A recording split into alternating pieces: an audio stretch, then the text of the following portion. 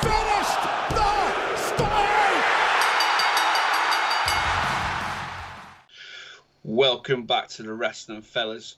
I would normally say the greatest trio in podcasting, YouTubing, and wrestling, but it's only a duo. So the greatest tag team in podcasting, in wrestling is here, and we are going to be discussing Wrestlemania weekend. Mr. 17 times greatest of all time, John Cena, and Paul. Why, Paul? I don't mind it, but Matt may have something else to say. But let's dive straight into it. Matt, how are we doing? Fucking hell. Death, taxes, and Matt being ill. Guaranteed in life. I know there's another one now. What? Seth Rollins stabbing Roman Reigns in the back. Yeah, fucking happens every fucking week. Yeah, I'm ill. I think last week has really took a toll on me. And I think it just wore me down. And I'm back in work tomorrow. Which is shit. It's like, now I should have booked this week off. Thinking about it. But no, apart from that, I'm alright, mate. I've just had my bloods done. So hopefully all's good. But yeah, how are you? Mate, I'm still tired. But I'm alright. Probably I put it out there for those who are in the Discord who have seen it. I've probably had I really enjoyed this weekend. Yeah, WrestleMania wasn't the greatest of the WrestleManias we've watched in a long time, but I really enjoyed the weekend as a whole. We've had a laugh. Like on the first night, we did it, remotely like we normally do, and we had a laugh. And we called night one, WrestleMania night one, the flush. And then night two, we were together. We had a couple of friends with us as well. Bit of food, bit of banter. Yeah, man. Galaxies, Bonnie Blue. If you want to know what I'm on about, Go and watch the recording. It's on YouTube. Yeah, it's on YouTube. But yeah, it's been a good weekend. I'm good, and like I said, just want to open up and appreciate everybody that was in with us. Yeah, man. All legends.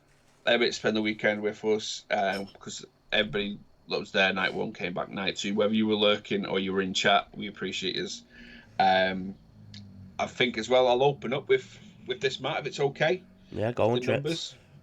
With the numbers, I am going to do a TikTok video as well, just for those who don't watch the YouTube stuff. So, but over the weekend, obviously, we were set a target to beat our best likes. I think it was all in. It was 50k. Yeah, 52 or something like that. Something like that. And then we beat that.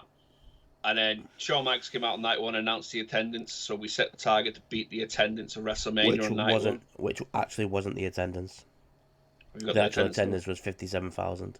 Right, well, we smoked the attendance. So night one, we got 62.4 thousand likes.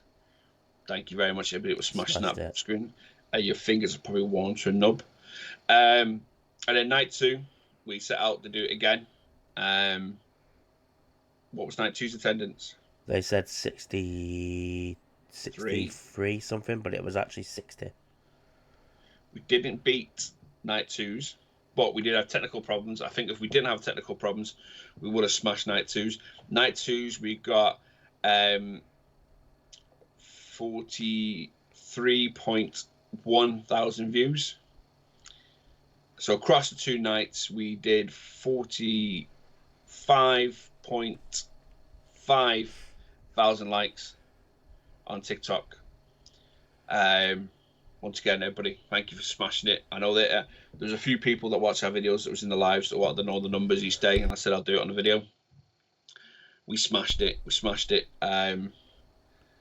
Highest attendance record for Wrestling Fellas likes. Yeah.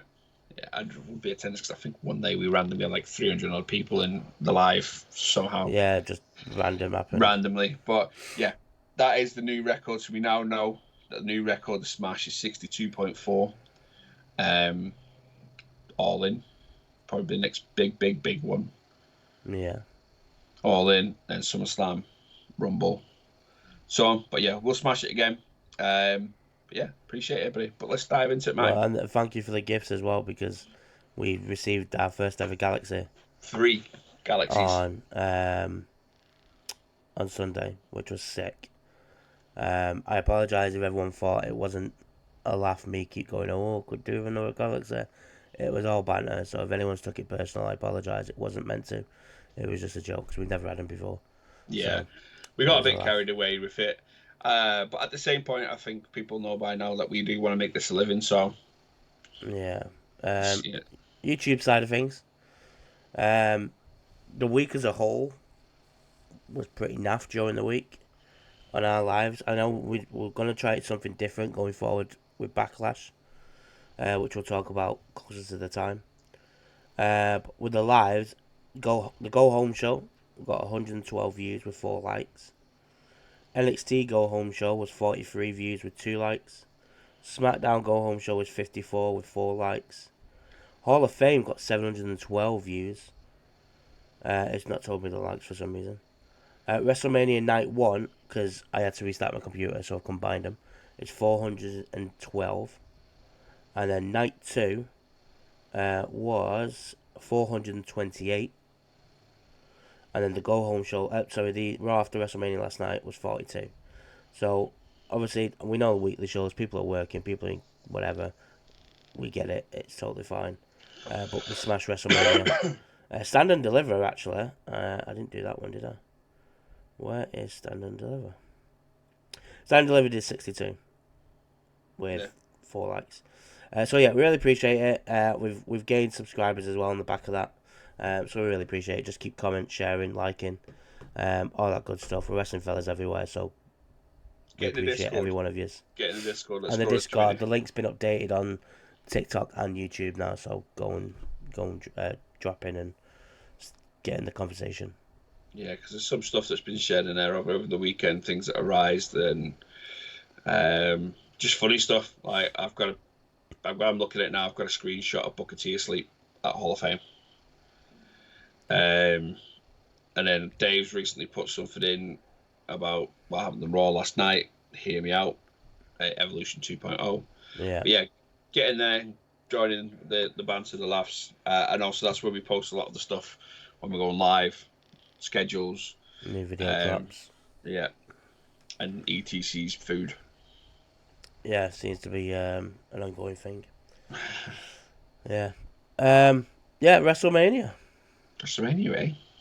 So I've heard people call it the worst WrestleMania ever. It's not. If you've watched 27, 25 was bad. Like, get a grip with yourselves. It weren't as bad as 27. I'd gladly go and watch last night than 27 again.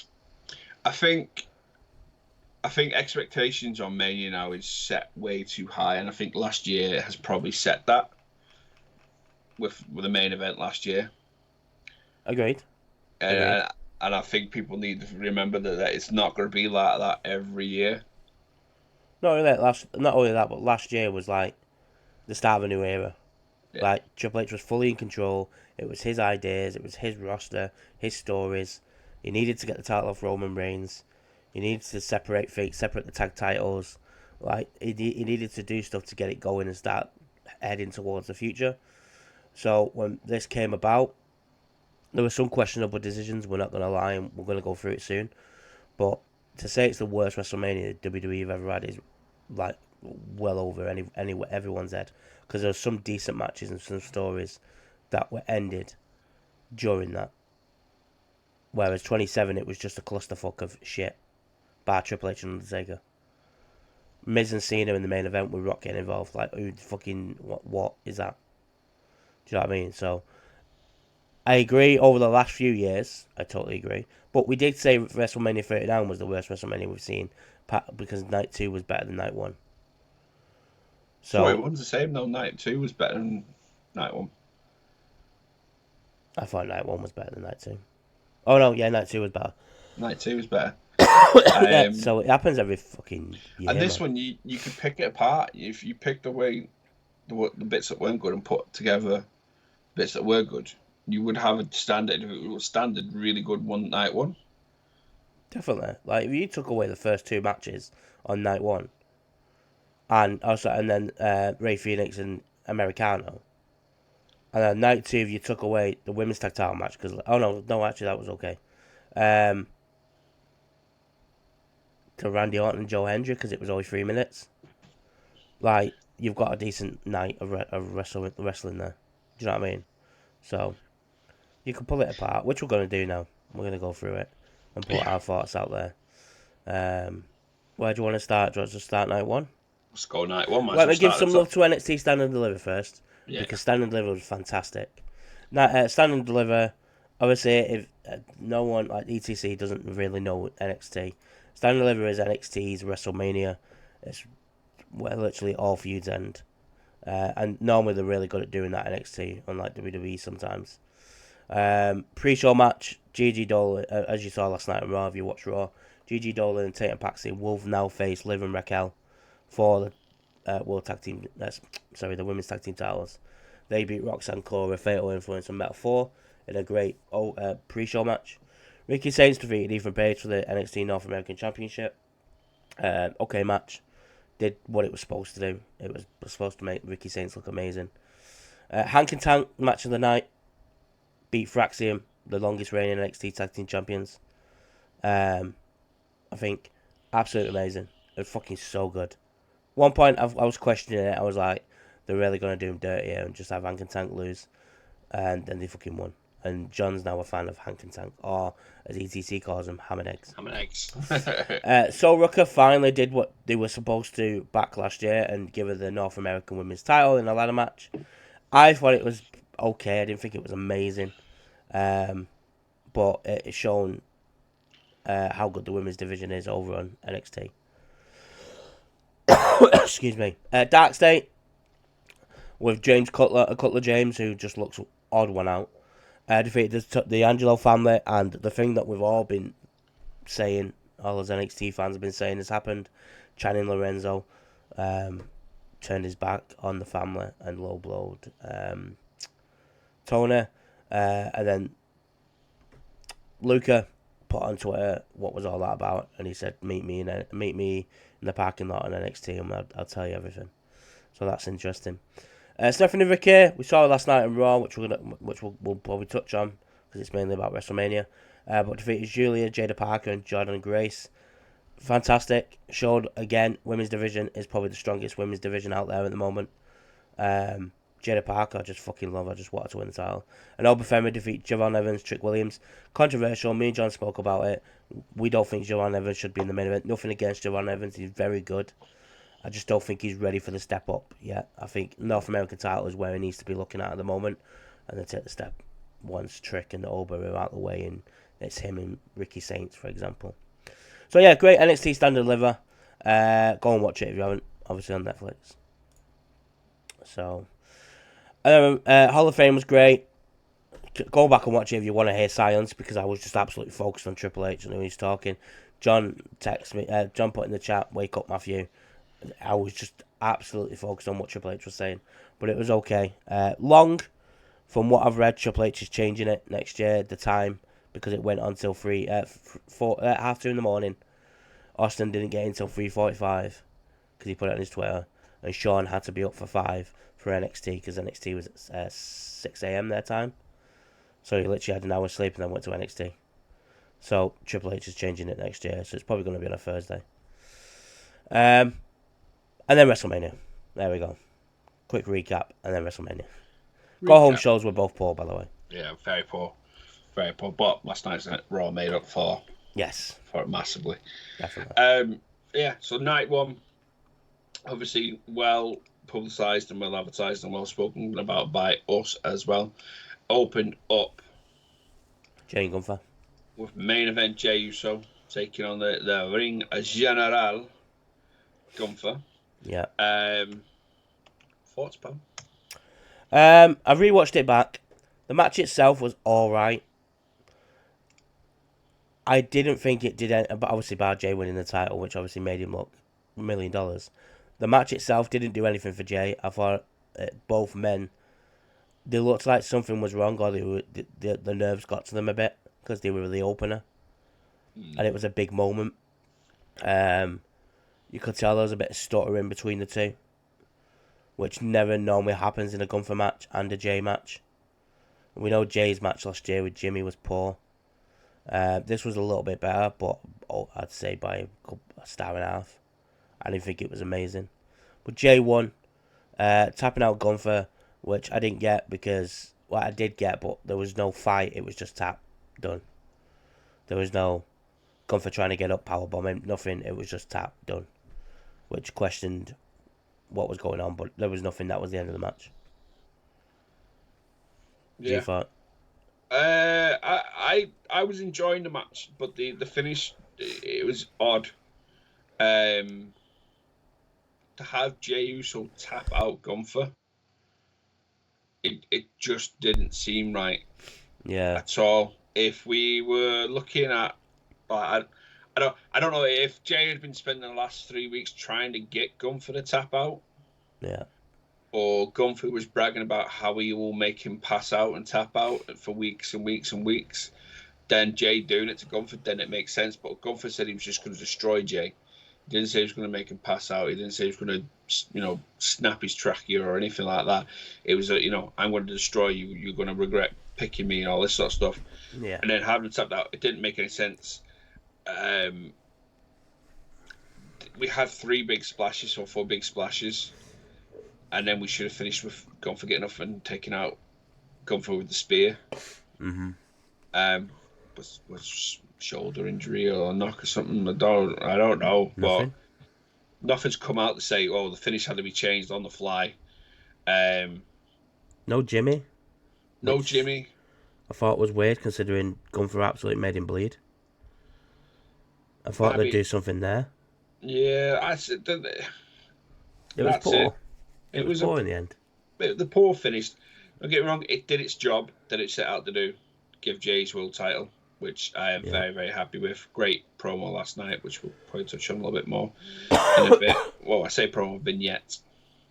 Yes. But yeah, the promo was decent because of Sammy and Jey as well, Jimmy. Yeah. But yeah, first match. The first match. Go on, mate. Sorry. Looking at it, it set the pretenses for the night. Yeah, night 1 was up and down. It wasn't like night 1 where started off night 2 where it started off fantastic, and I just thought all the way to the end was great till the end. Whereas night 1 was like that was bad, that was good, that was bad, that was good. Do you know what I mean? It was like we questioned some of the matches anyway going into WrestleMania why they're on there, which we're gonna get onto the next one in a second. But yeah, it just I don't get me wrong, I'm a Gunther guy, I love Gunther, but I'm happy Jey won because it gives a new dynamic to the title. Who's going to go after Jey now? I thought it was going to be Braun. Obviously after Raw last night, I don't think it will be. So who's actually going to go after Jey now? Is Sammy going to turn? Is Jimmy going to turn again? We don't know. Obviously that'll play out as it will. But then we had the next match, which is the New Day against the War Raiders for the World Tag Team titles. Now, I am on record to say, I think everyone's on record to say, what the fuck was this doing at WrestleMania? After a 3-week build. One of the SmackDown Tag titles has just been got announced on Friday night for TLC on SmackDown this week. It done nothing. Yeah. At all. It done absolutely nothing. We didn't have a Big E return. It didn't have someone aligning with the New Day. It was another shite finish as well. Yeah, it was naff. They held his leg down. Yeah. And I know what they're trying to do. They're trying to get New Day over as the heel tag team. Now the tag team champs. But what's it built? It's built for all. War Raiders, I said it last night on Raw, War Raiders have lost the aura. The tag team division over there completely. It's got no aura. No, I know. But as when you think about the War Raiders in NXT and Ring of Honor, they were an absolute machine. Yeah. And they've just gone. So for me, for War Raiders, they've been like that for a while. Now they did sort of pick up a bit of steam again recently, but they've been like that for a while. Once Vince McMahon started fucking around with the name, like not a War Machine, and making the Viking experience, and like they've had more gimmick changes than Big Show. And that, you know what I mean? That's say I don't know if that's factually correct, but that's how I Definitely feel. not. But I know what you mean. That's how I feel. They've had more gimmicks changed. I mean, Thingy, Sarah Logan. She's not with them now because she's gonna have to have another baby. But then when she comes back, we're going to get another gimmick change to fit her back in because her gimmick's not fitting in with the War Raiders back She's again. done apparently. She done. She's done. I'm Yeah. surprised to have another baby. Couple of kids and stuff. But yeah, it did nothing. I mean, I went to bed all week praying for a Big E return to cost New Day, but and then I want to touch a little bit on New Day last night. I thought I was getting something last night when like obviously I know Rusev. Yeah, no, Otis and Tozawa came out, and I was like, and then Rusev came out, and I thought, right, so why is he bringing out this tag segment? Are we going to get a Big E like Sting, and he's the one that's coming back to help Big E take down the New Day, for whatever weeks they would have made a story to fit like pals or something. Yeah. No, we just had Rusev come out and destroy Otis and Tozawa instead, and New Day ran off. So that did absolutely zero for it again. New Day, yeah. Then we got promos during the ad breaks. For the people not watching on Netflix, there was promos for the new tag team title division during ad breaks. Yeah. I think he's struggling on Raw with the tag team division. I said it when they went to 2 hours. I know yesterday was 3 hours. But I said it when they went to 2 hours. Raw will lack. It will lack divisions. And I know we all go, oh, well, that advert there and this, that. But they've always had adverts. I'm going to get into timing in a little while because I've got the wiki page. I did have something else with timings on it, but the timing is so different. I'm going to go off the wiki page in a moment. But I'll do it once we've gone through it. Yeah. But like, I think he's struggling. He needs. Let me ask you a question. Go on. Right, and this is not me taking a jab, and this is just me asking an opinion. Yeah, go on. So, do you think? So everybody, well, not everybody, but when you look at certain like companies that are run by wrestlers, so we're taking Vince out of consideration here, because Vince wasn't a wrestler; he became a wrestler, but he was a booker. Mm-hmm. Do you think certain aspects will struggle or lack? Not struggle, lacks the better word. Under Trips and Sean. Not much Sean because Sean was, but under Trips, because Trips was majority a solo competitor. He doesn't know what it's like to work in a tag team and how a tag team division would be, look well. So let's say, hypothetically speaking, he was able to get Billy Gunn back and let Road Dogg and Billy Gunn run the tag team division because they're tag team wrestlers, or Bubba and Devon, tag team wrestlers. Like, look, yes, I get the final say on it, but tag team divisions, they're your babies. Make them great again. Do you think he would benefit from having a tag team, a genuine people that have been, made a career of being tag team wrestlers, run his tag team division for him? It's like when we say the women's division in AEW. You put women in charge of it, it's fucking done. It's the same thing. Of course it will. It's the same with any other company. Because if you look at the solo stuff, look at the solo matches he's booking, and maybe triple threats, but the booking of solo wrestlers, great. I can't fault it. However, the SmackDown tag division's not got an issue. It's strong, and it's on TV week in, week out. So I wonder who's running the SmackDown division, because Road Dogg's running the whole creative behind it. Not just tag team, behind the whole thing. Road Dogg's the main writer for SmackDown. Right now, what's one of the best things in SmackDown? The tag teams. Yeah, well, yeah, you have to go for that. The tag team division. So that there, Road Dogg, he's a tag team wrestler. But then Michael Hayes is in charge of Raw. So Michael Hayes, we know, is a tag team wrestler. Yeah, but my issue, I don't think it's the writing. Well, I do, but I mean, I think it's the lack of. When you look at tag teams on Raw, like as compared to SmackDown. So SmackDown, you've got Pretty Deadly, you've got Motor City Machine Guns, you've got DIY, you've got Street Profits, but you've got the Bloodline. If you want to follow the Bloodline when they're back together, and I'm sure you've got fucking a few others around. Oh, Berto and Angel, as well. You've got them, Then you look at Raw side. So that's 5 strong fucking tag teams without even thinking about any others. You look at Raw side. Fairy and Waller. They're in the adverts. War Raiders. Your best tag team on there, back next to the New Day. That's 3.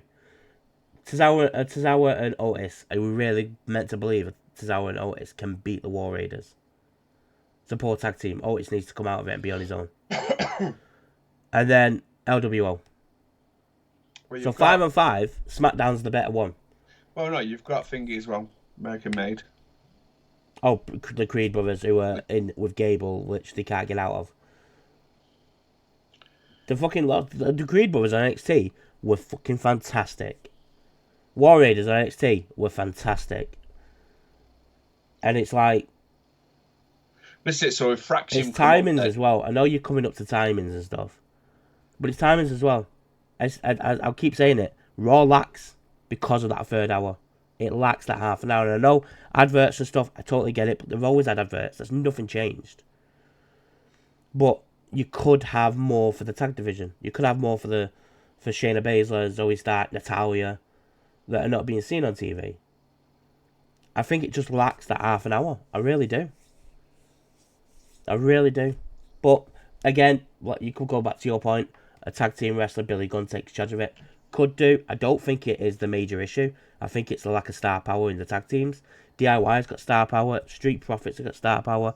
Motor City Machine Guns. They should have put... I know we didn't want it. But they should have put Penta and Phoenix together and put them on there. Well, this is it. Well, Fraction were probably going to be the ones. Fraction will probably go on there, which will bring that division up. Which they'll win the tag titles of New Day. Because it's a perfect heel versus face. And then we've got to look at, obviously, the new groups that are forming. Obviously, we'll talk about Seth's new I don't venture. think they should win. I wouldn't mind it because it'll probably bring some prestige to them tag titles. But, again, you're putting Braun in a tag team. It won't be, well... And I don't want Braun in a tag team. Depends what sort of group we go with. If we go with a 4-man group, you go have Seth as the main face, mid-card, Braun, and then tag team. Whichever tag team you bring in. Don't put A-Town down under. I don't want it. I want one of them that got put into the discard. I don't want that one. I won't mind Austin Theory. I think Theory would do well under Seth and Paul. I think he'll learn a lot. Theory's great in the ring and he's great on the mic. He's fucking good. He just doesn't get given the chance because of what happened. Thanks, Vince, again, for another wrestler you've ruined. Moving on. Jade Cargill, Naomi. Your thoughts, because I'll go into it a bit more. I want to say it was probably the best match tonight, but I need to rewatch. I'm going to rewatch them back. I need to rewatch it. It was a really good match. It did its job. Finished the feud. If it has finished the feud, it's a different matter. But it did its job for both of them. I think both of them come out off on the other side as well. Whether it carries on or it doesn't. If it doesn't carry on, split them from brands so it can't be dragged up at every given second when they've got nothing else for them. But yeah, no, it was all right. It wasn't too bad. I agree. It was one of the best matches of the night. I thought Jade really come out of it strong. Everyone questions her, which rightly so, after what happened last year and stuff, rightly so. But I think you can see she's put the work in the performance centre while she's been off. And she looked less likely to make a mistake. I know it was one match. And I know it was 9 minutes. But in their 9 minutes at Clash at the Castle, she slipped off the fucking top rope and also messed up a finisher.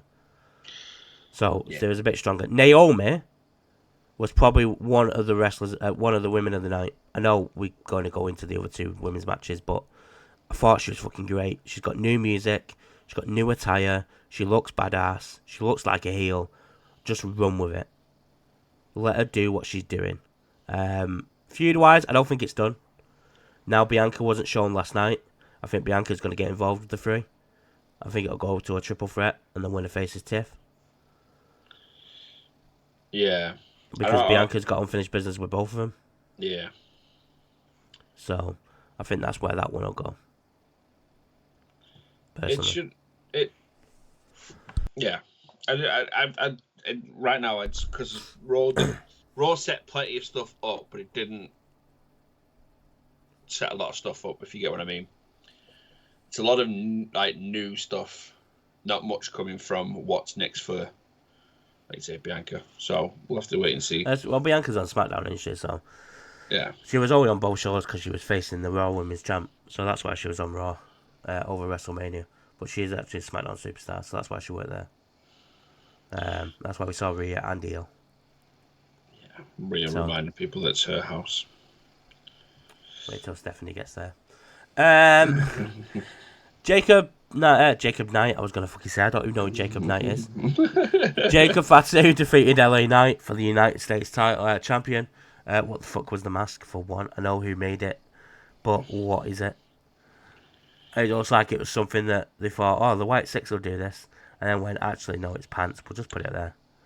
It was so poor. It was awful. It was like from like Smith's or the Entertainer. Do you know what I mean? I said I was going to rewatch this match back, and I never did. So, from what I remember, because we had Ted's toilet talk in between it. So, I've looked at highlights. It looks like it was a good match. LA Knight came off strong. Jacob Fatu obviously won the title, so he came off looking strong. My question now is, what does LA Knight do? Because he ain't getting that world title because Orton's there. I don't know, and this is my issue with LA Knight as in general now. What does he do? What does he do? Where does he go? Who does he face? I know we're thinking Alistair Black's back on Friday. Yeah. Back in SmackDown, so that's another person in that mid-card slot. Probably going to walk into the near the front of the line for the US title. Obviously they're going to revisit Braun Strowman and Jacob at some point soon as well, because that seems like it'll go on for a bit and not be finished. Yep. Where does LA go? Well, he's done it with AJ. Yeah. He's done it with Logan. Yeah. Carmelo, done. Roman, Andrade, done. Done. What is next for him? There was no mention of a draft last night, which I thought they would do, because it's normally after WrestleMania. So unless they mention it on SmackDown, that's on that over the week. I'd put him on Raw. Go for that Intercontinental title off Dom. Because, not off him. I don't want to take it off him, but yeah, he's faced everyone over on SmackDown. Solo, Tama, Jacob, Strowman, AJ, Cody. He's faced everyone. So, it's when we get to a superstar that does that, and we go, what do we do next? He's the perfect example of he's done fuck all on Raw. He's not been on Raw. So, move him to Raw. Because it opens up a hell of a lot. And you can take Ilya to SmackDown. Or Kaiser with Tiff. They give Kaiser a new lease on life over on SmackDown. So I do think them two are getting separated after the build-up. We'll talk about them in a few seconds. Charlotte and Tiff. Oh, yeah. I did too. But happy for Jacob. You know what I mean? He got given the rocket. Well, Solo got given the rocket, and it just went, man. Jacob got the rocket, and it. No, the best way to describe that rocket, Solo was given the rocket, but no. Best way to describe it: Solo got given the Catherine wheel on the back of Penta, and nailed it in too hard and set his fence on fire. Exactly, with no bucket of water to put it out, and then Jacob got given Rey Fenix's big fucking thing. Do you know what I mean? Like, that's the difference in it. We called it the moment that he stepped in. Yeah.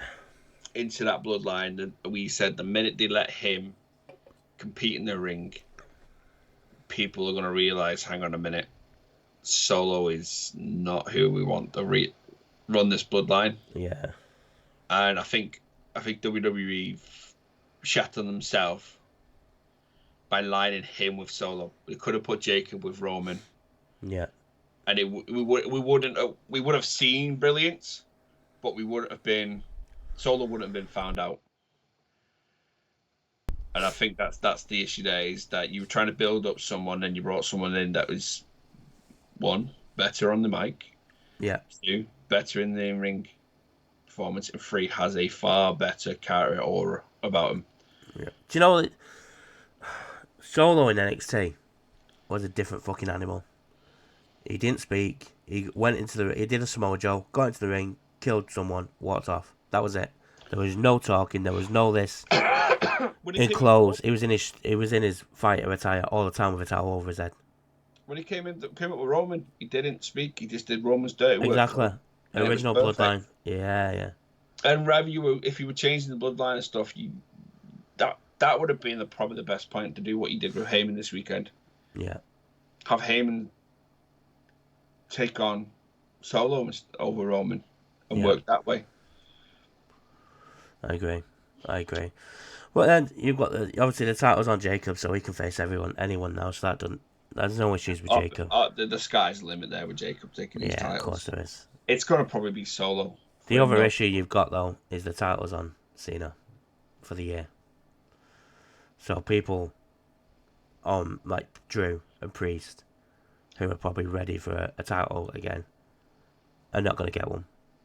That's my issue with CENA having it, or Coda. Because we don't know. It's like with Roman. When Roman faced someone, we went, they're not fucking winning. Yeah, that is the issue. They've created it for themselves again, but we're going to CENA soon. Starbucks coffee versus Ray Phoenix. Now this had a good moment. Yeah, it had a good moment at the beginning. Prior to the night beginning, they announced the acquisition of AAA. For those who are not too sure what AAA is, it's another federation based solely in Mexico, where it's pretty much just luchadors. Ray's wrestled down there at some point. Ray Phoenix and Penta have definitely 100% been. They were the poster boys for long enough. If you've watched AEW, you would know who El Vikingo is. He is from down there as well. And a few others, legendary ones, they're not the same people inside the suits, but like Ella Parker and stuff like that. Yeah. And at the beginning of the match, El Vikingo was ringside. Are you going to call him El Hadj Diouf? Well, it is El something Vikingo. I thought you were going to call him El Hadj Diouf. Yeah, I nearly did say El Hadj. Was there ringside, and El Grande Americano decided he was going to attack him, and then met the other end of Vikingo's boot to start the match off. Yeah. Other than that, you give Ray Phoenix his fucking a loss at WrestleMania when you could just give him a win. I will say though, Penta was in the crowd without his mask on. He had was there? Dana covering his face and a hat on. And he was crying to his brother because they are legitimate brothers, Phoenix and Penta. Yeah. He was crying that he got to watch his brother have his WrestleMania moment. A fucking shit one. Yeah, it was a shit. Like it didn't. We wanted Gable at the show, but not in that capacity. We wanted him with the Intercontinental title, some way. Not in that. That was just crap. There's no need for that. You could have given Ray Phoenix the fucking win after Grande cost him the fucking Andre the Giant Memorial Battle Royal shit. Yeah. Like, it's fucking that's one of the things that is silly booking. And then he wasn't seen on fucking Raw. No. Like, and Chad Gable came out during the break.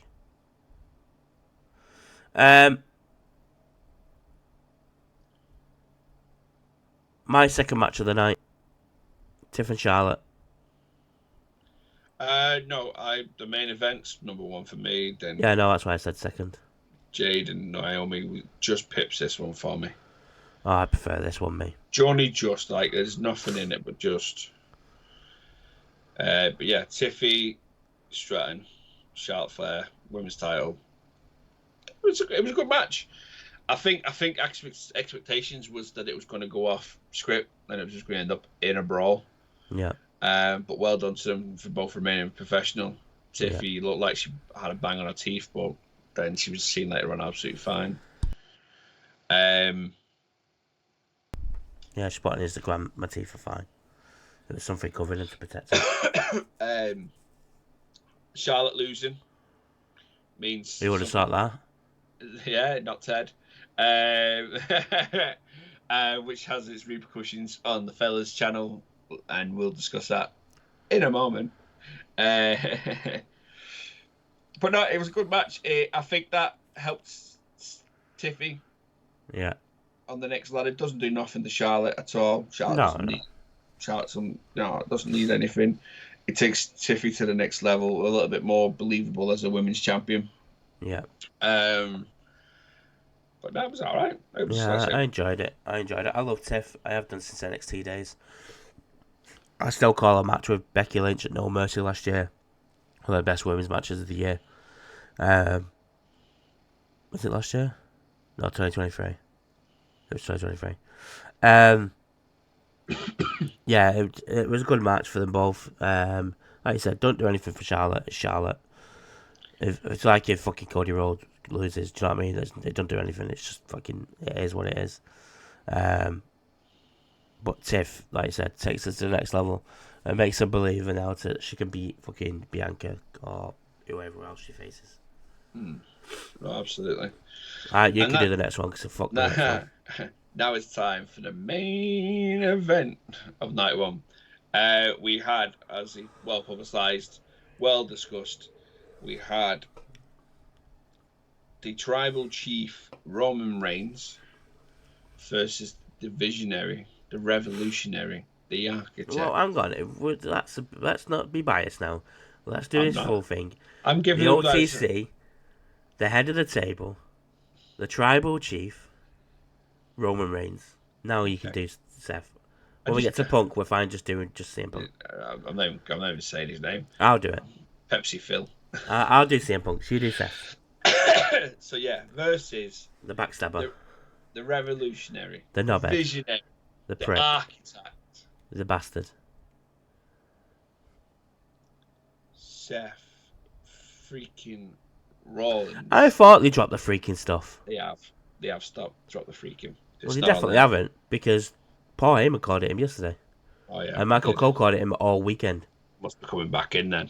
Like, I hope not. And then they dropped Dirty Dom, but then he's been called Dirty Dom all weekend. So what the fuck? Yeah, we'll see what happens with Bronson Reed, because the other one's Big Bronson Reed, so we'll see if that's changed. And then, yes, it was everyone's favourite but mine. The so-called best in the world. The voice of the voiceless. At one point, he was the longest reigning WWE champion in that era. Or in the last decade, should I say. He beat CENA. He had 468 days, if I remember rightly. The promo package for CM Punk, by the way, was fucking mint. It was sick, because it had Killswitch Engage back in it. That was the only thing in it. I didn't like it. Absolute fucking mint. I loved the whole thing of going back to the Ring of Honor, showing a bit of Ring of Honor, showing his ECW days, his rise to the World Heavyweight title when he cashed in, his WWE Championship when he stole it off Cena at Money in the Bank. Fucking loved it. I thought it was great. But that's the only thing I liked of him. Actually, it's not, but we'll move. Pepsi Phil with the wise man. He's not a wise man. He's an advocate. The advocate. Thank you. The pioneer of extreme, Paul E.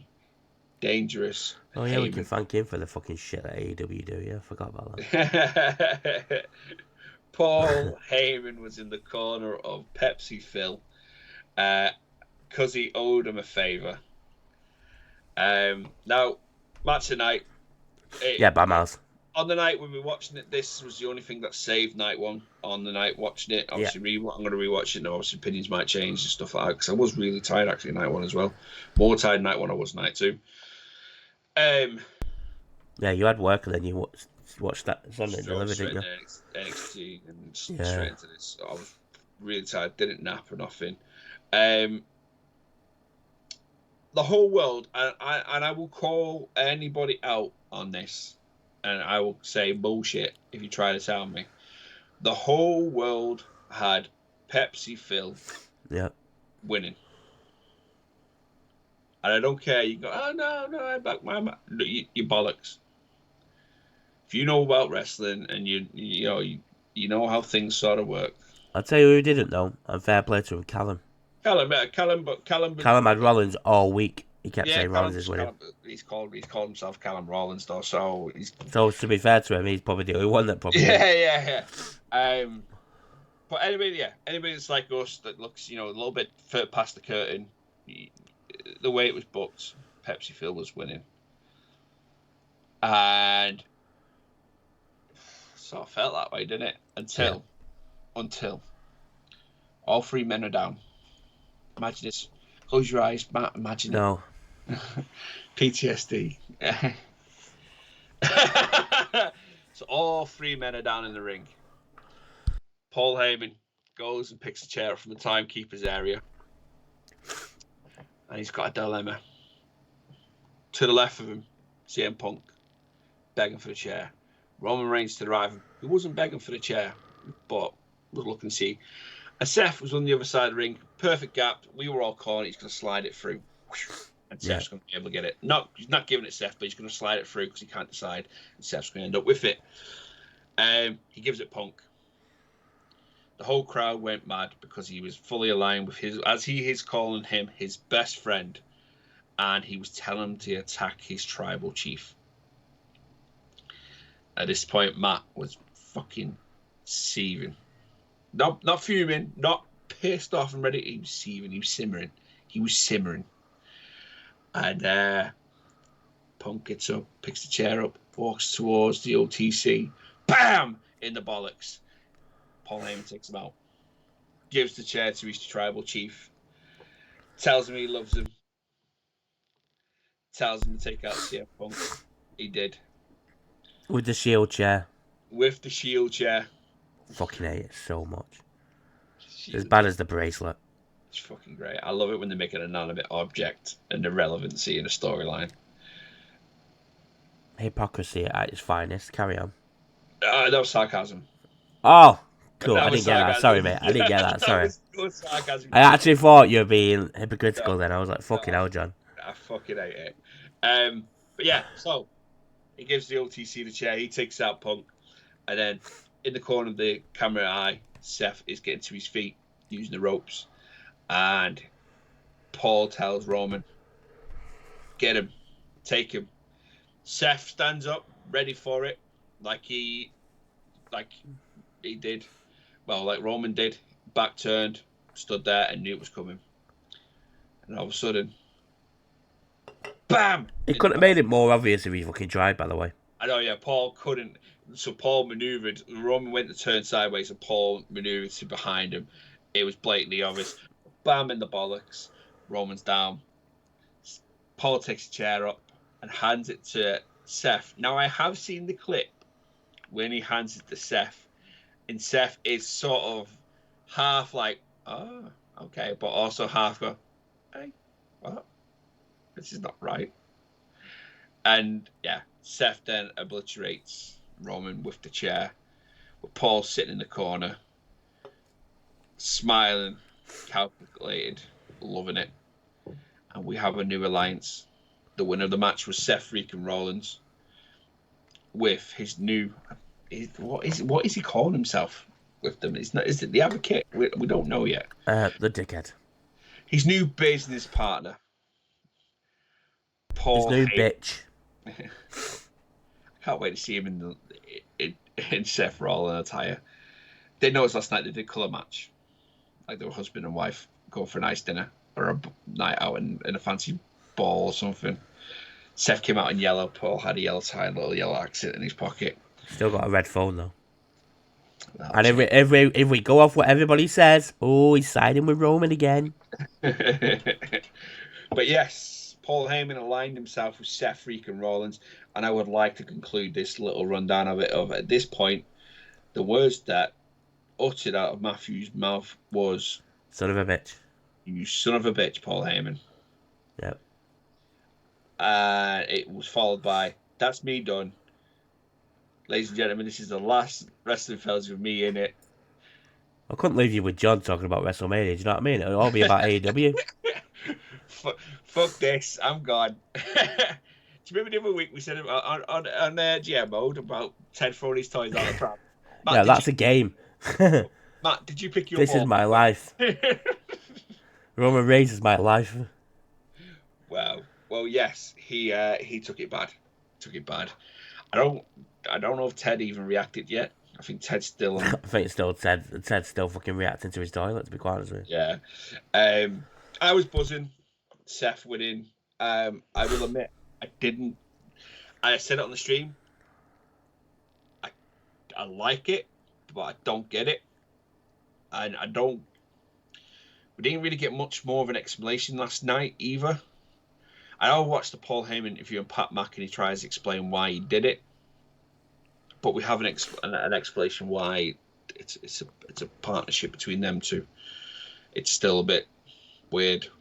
Yeah, So the match was fucking incredible. Yeah. Excuse me, I'll cut that bit out. The match was great. I absolutely fucking loved it. I thought people complain about storylines in WWE and it's all predictable. That fucking wasn't. It kind of was and it kind of wasn't. We didn't see Paul Heyman crossing both CM Punk and Roman Reigns in one night.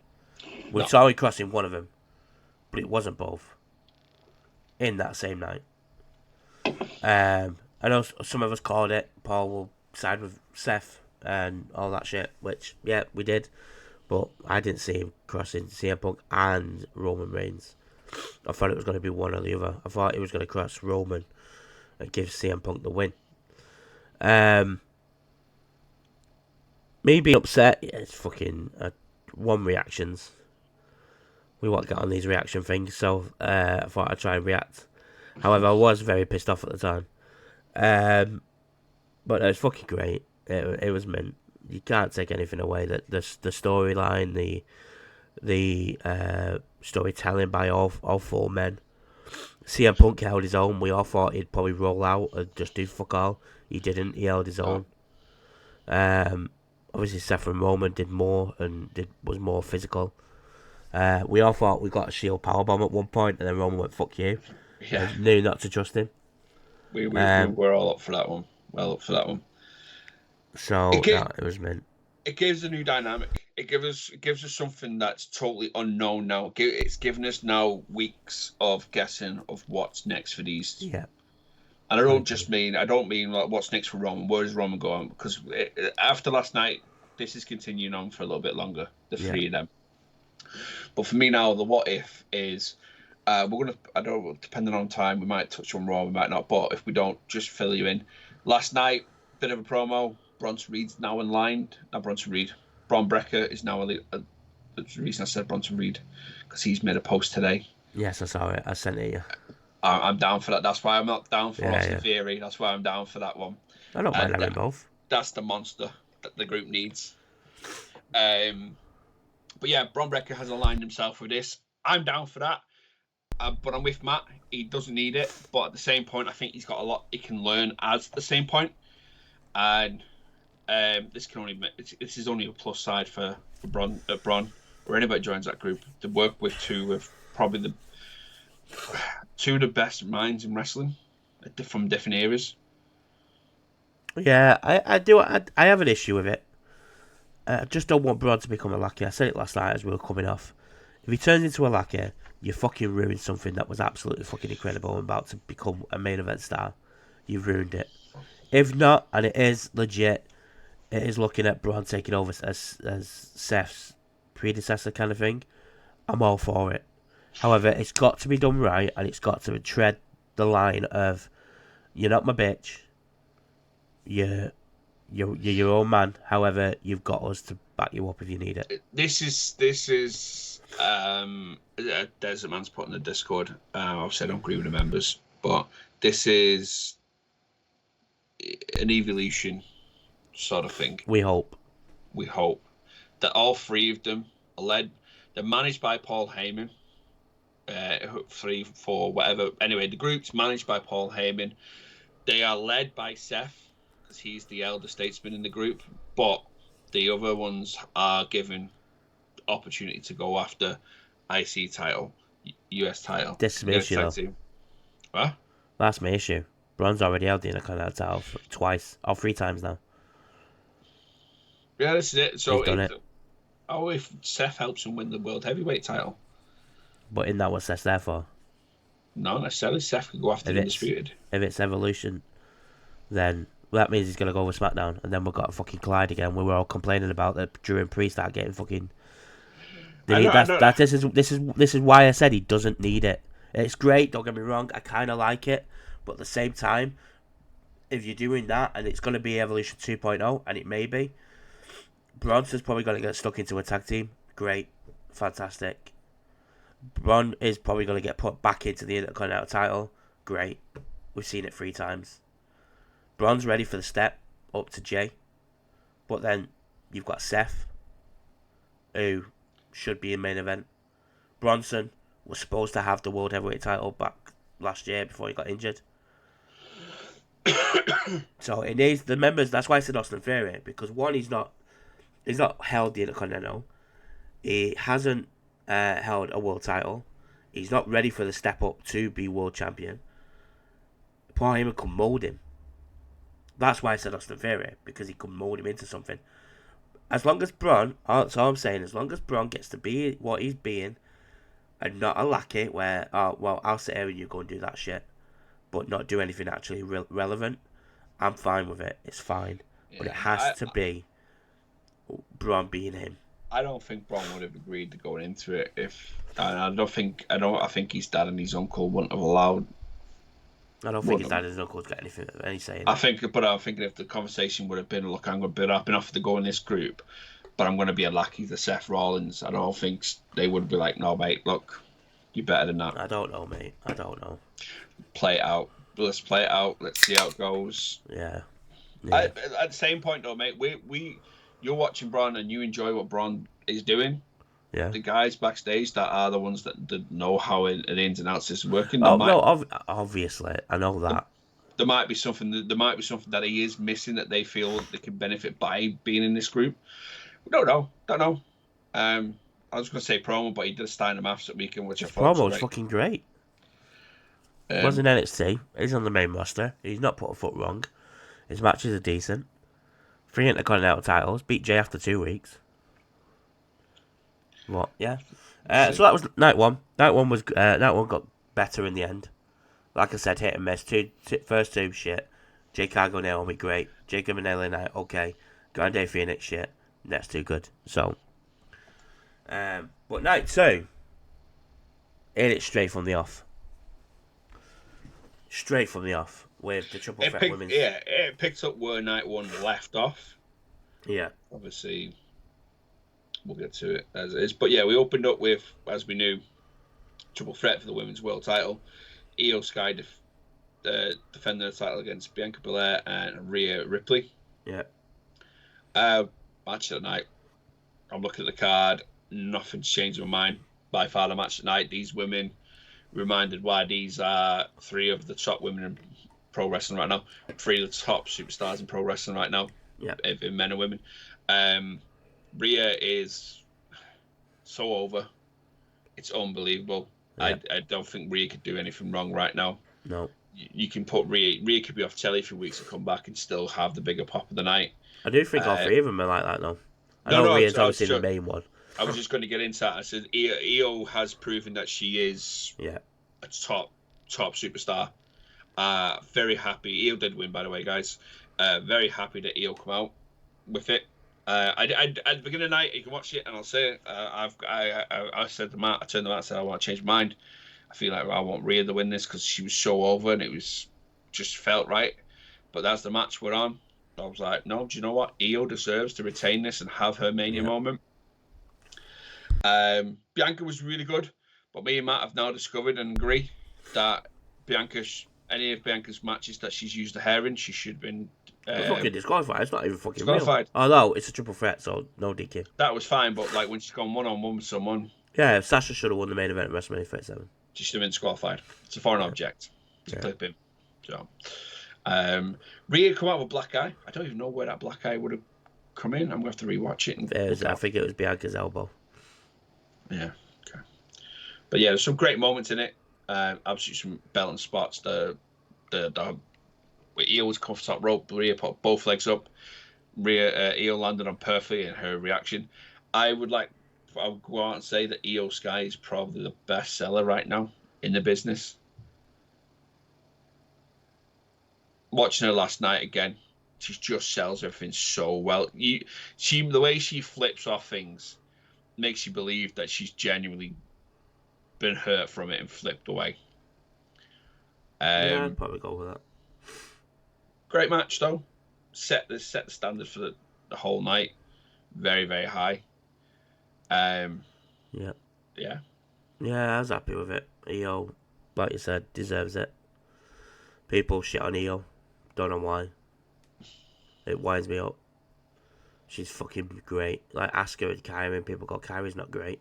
Kairi's fucking fantastic. Given the chance, Kairi's great. Shayna's shit. Shayna's not shit. Zoe Stark shit. Zoe's not shit. Given the opportunity, these women can fucking go. And they're the best in the business. But with this match here, mate, and I'm using these three as an example. These three, I feel they're on another level right now. Then who? Then like Shayna. Oh no, I'm not saying they're on the level. Wrestling wise, they're on the level, but as in stardom and the matches they put on together, yeah, above the. But you know, for me, Tiffany and Charlotte are on the same level. Yeah, Charlotte, Bianca, Rhea, and even Liv. I think Liv's up there. Liv's one of the best they've got, and Becky, as much as I fucking hate her. I wasn't going to mention it until we come to, but yes, and Becky. Yeah, but I just mean in general. Worst kept secret. Yeah, it's fucking. But yeah, what? I think obviously, but you can look at it as well. So they're all on a level, but then there's the handful of them. So I would go Charlotte, Becky, and Rhea. They are the superstars. Well, and Bianca. They are the. I was going to say Bianca as well. Bona fide superstars. They are the face. Bianca, and Rhea are definitely the face of the women's. Oh, yeah, no doubt about it. Wrestling right now. Rhea 100%, probably a little bit more than Bianca, but only just. Yeah. No, okay. Because Rhea's it's just fucking awesome, isn't she? But yeah, it was a great match to open up with. And they got a good chunk of the night as well, looking at the times. Yeah. It was only one match that got more than it. I didn't realise. Or two matches got more than it, sorry. Two matches. But then we went into the Sin City street fight. It lacked something. It just, for a Drew and Priest match, and you give it that name, a Sin City street fight. Go through what, 2 tables at the same time. That was it. There was nothing. It just lacked. I mean, did he do the? He did the South of Heaven chokeslam from the top rope, which was pretty cool, I think. Unless I've just done that in 2K and I've just fucking. But I feel like he did. Anyway, it lacks something for me. Drew and Priest are better than what they've shown. I love Priest. Priest is one of my favourites. He's fucking great. We know how good Drew is. The highlight of the night was him taking his picture and putting it on his X. It was the highlight of the night. Board at work still. Yeah. Did Drew win that? Drew won that. Oh yeah, I've got it right in front of me. Fucking yeah. Yeah, Drew beat Damien. Yeah, it's all right. It weren't better than last year's street fight. And do you know what I missed? Snoop Dogg. Snoop Dogg and commentary. And probably a little bit more, like you say, street fight, a little bit more hardcore. There was no blood. I didn't need blood for me. It needed to go around the arena a bit though. Yeah. It didn't need blood. None of these matches like that night needed blood. It was like, it was a weekend where NXT, I suppose the Dark State match could have done with a bit of blood just to show how badass Dark State are, but like WrestleMania didn't need it. I didn't think any match needed it, but the street fight needed to do what it said and go around the arena. And the thing is, like, you look at street fights in history. We were talking Catch Triple H. any of the hardcore stuff like that. There usually is more weapons, your bins, your street signs, your kendo sticks. That's why I said it's missing something. Yeah. It was missing something. And obviously Drew was pissed off with his ring gear, so He hated that ring gear. Fucking hated it. I've not read anything on that though, to be fair. No, I haven't either, which makes a difference because Drew normally happily post about fucking stuff probably that pisses stormed out the fucking arena that night after that. Yeah, that's probably been launched. That whoever told him that he's dressing up as Doom for the night. Unlucky Triple H. Unlucky. Unlucky. So then we went into the Fatal 4-Way for the WWE Intercontinental Championship. We had the defending Braun Breaker versus Finn Balor, Penta, and Dirty Dom Mysterio. WrestleMania got dirty. Yeah. And I am so happy it can't happen at Mania. And I'm all in. All in for Dirty Dom's IC title. I can't wait for him to lie, cheat, and steal his way for the next, how long it is. It's going to be great. Yeah, I won't bother it, to be fair. He won it. I like all four men. So we're asked.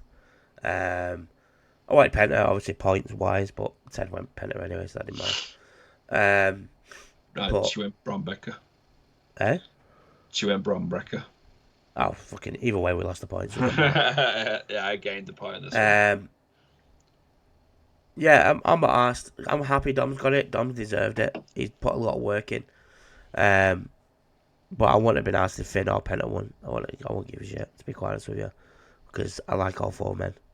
So, I'm starting to come around to Finn. I know people will probably go, you hate Finn. I'm starting to come around to Finn a bit more. Like, I need to see a bit more from him, though. Rather than just being a lackey for Dom now. Finn needs to come out and destroy him. It's coming. And then Dom still retains, but Finn comes out better, looking better from it. Like, he's an actual badass that can go after the world title from Jay, kind of thing. But no, great match. I enjoyed it. But yeah, I loved it. Very good match. The stories there coming off. Obviously, we had Penta Dom last night, and JD returned. Yeah. If Finn looked very bemused with JD's return, like he didn't have a clue that he was dead. Like the others did, he didn't, and it's like, I got to make your mate to be my mate more than anything. So it's coming. It's coming. Yeah. Finn's stabbing them all in the back.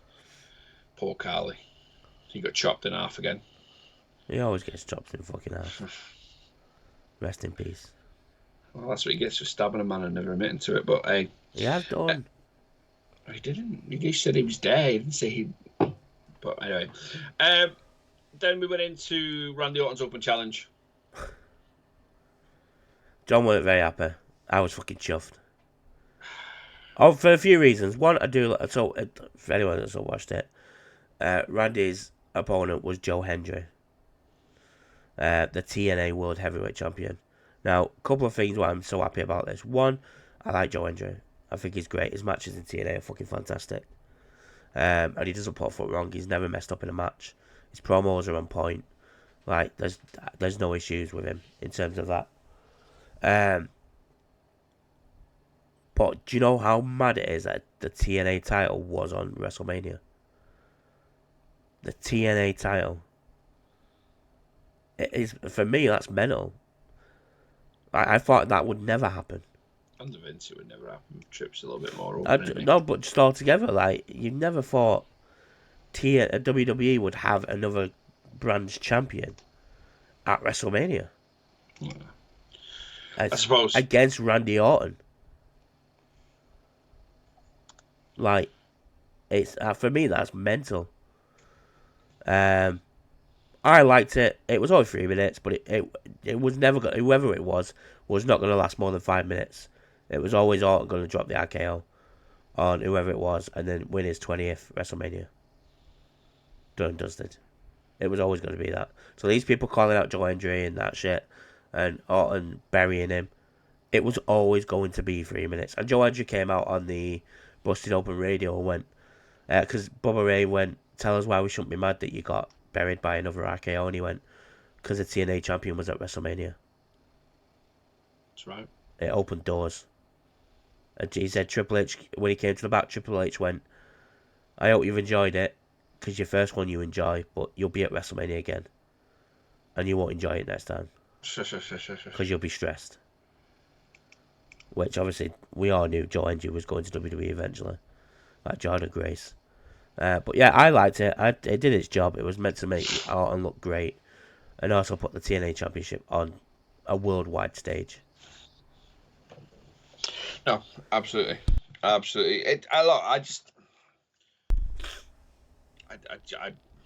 get why people like it. I've not been on the hype of Joe Hendry, and it's nothing new. It's not me just trying to be, controversial for this video or whatever.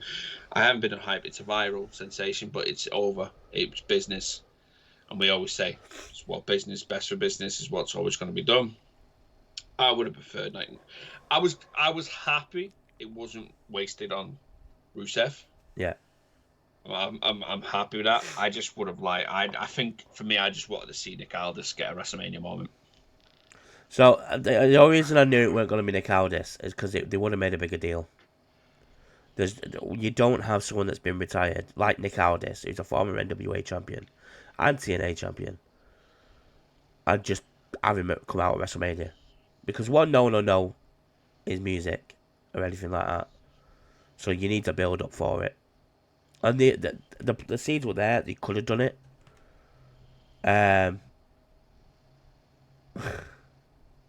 Sorry, the Raw after WrestleMania has been blocked. Guess where? Go on.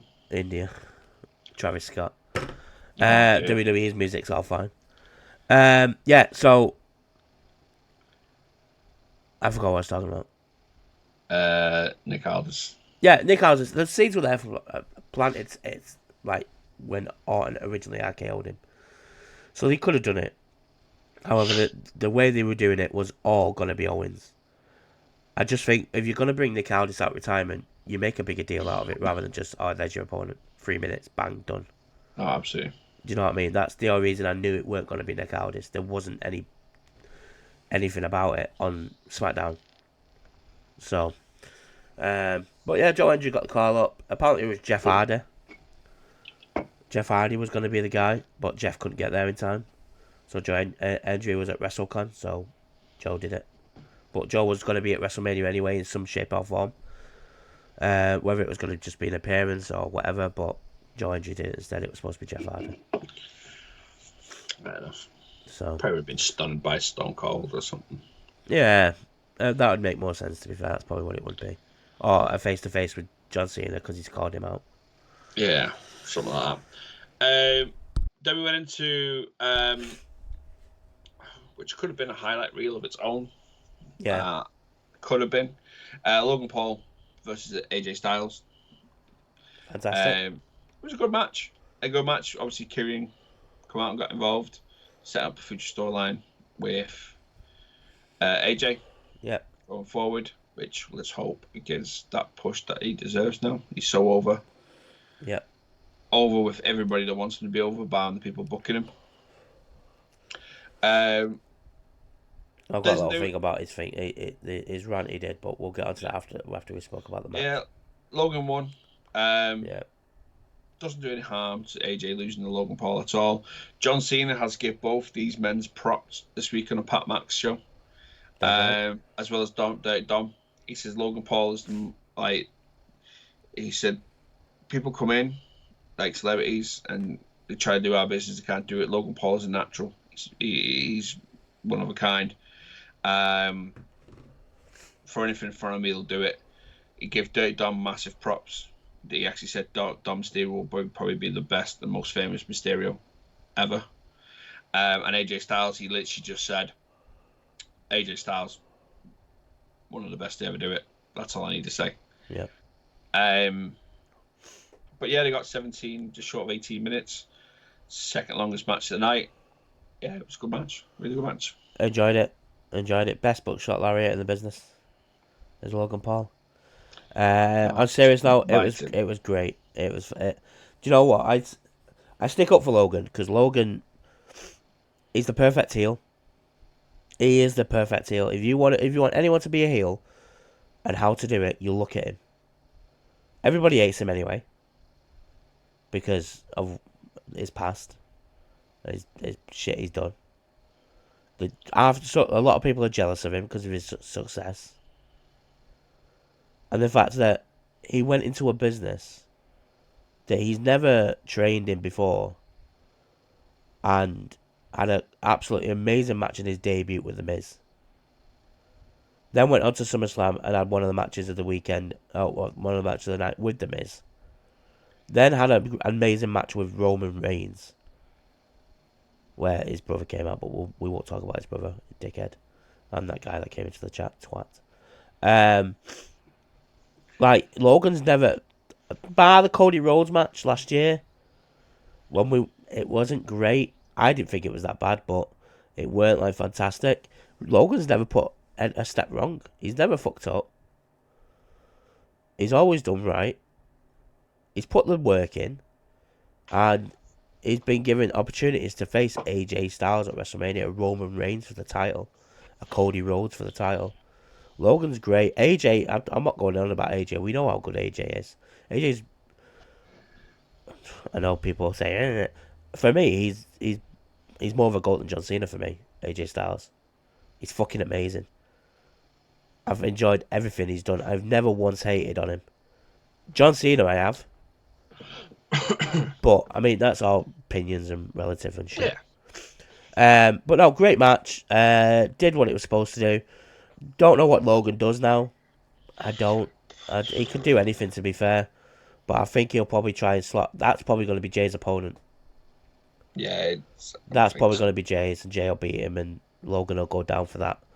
Karrion Kross obviously likes to get involved.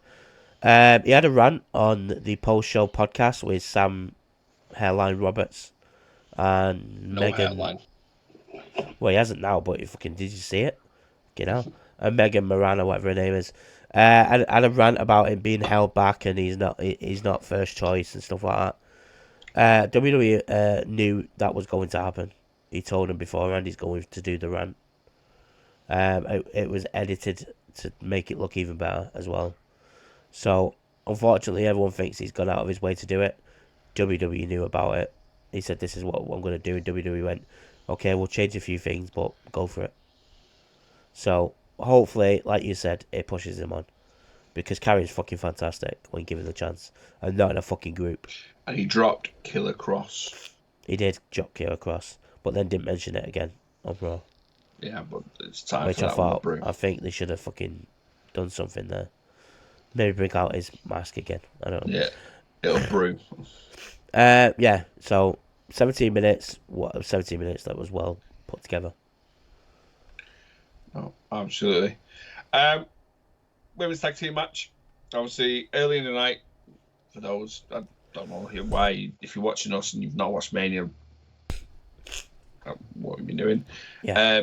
Bayley was taken out by somebody, which will probably play out now after last night. And Lyra had 24 hours. It was a night one. Lyra had 24 hours to find a partner.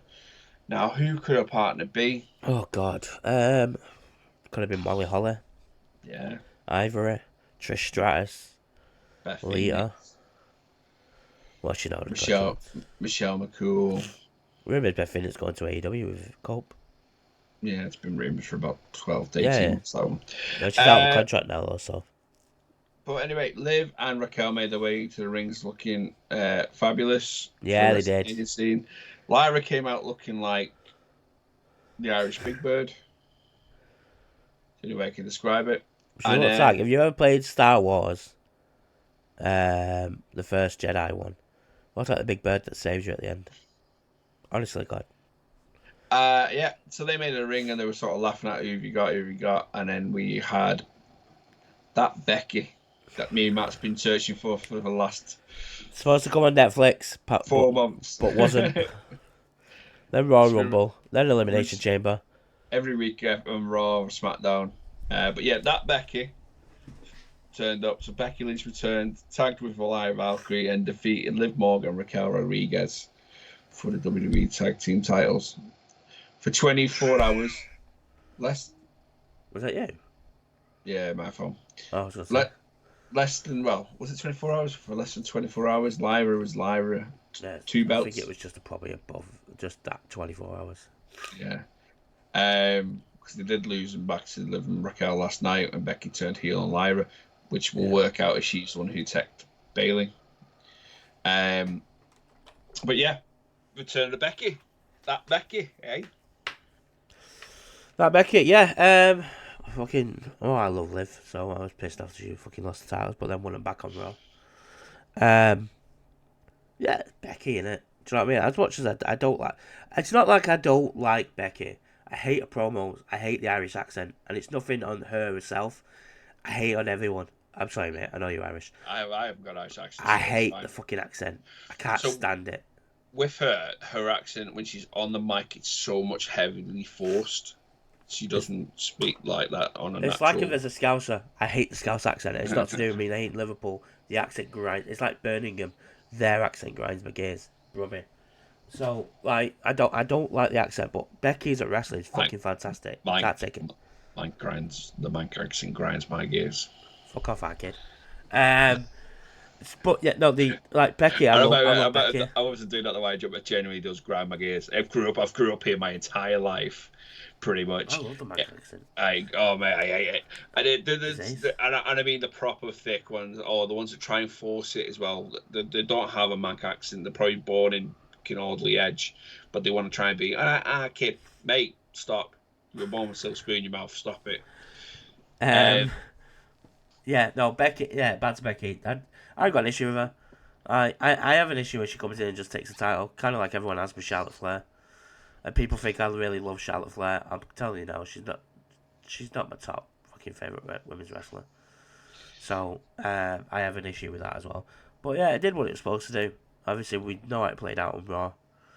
But yeah, look, Rhea is my favorite female wrestler right now. But that's because Rhea has come on like just from the day walking in Judgment Day. I actually like Rhea before then. I like Rhea down in NXT as well. Yeah, I liked it. But I've always been Becky was the top one, but then I lost interest in Becky when Big Time Bex was a thing.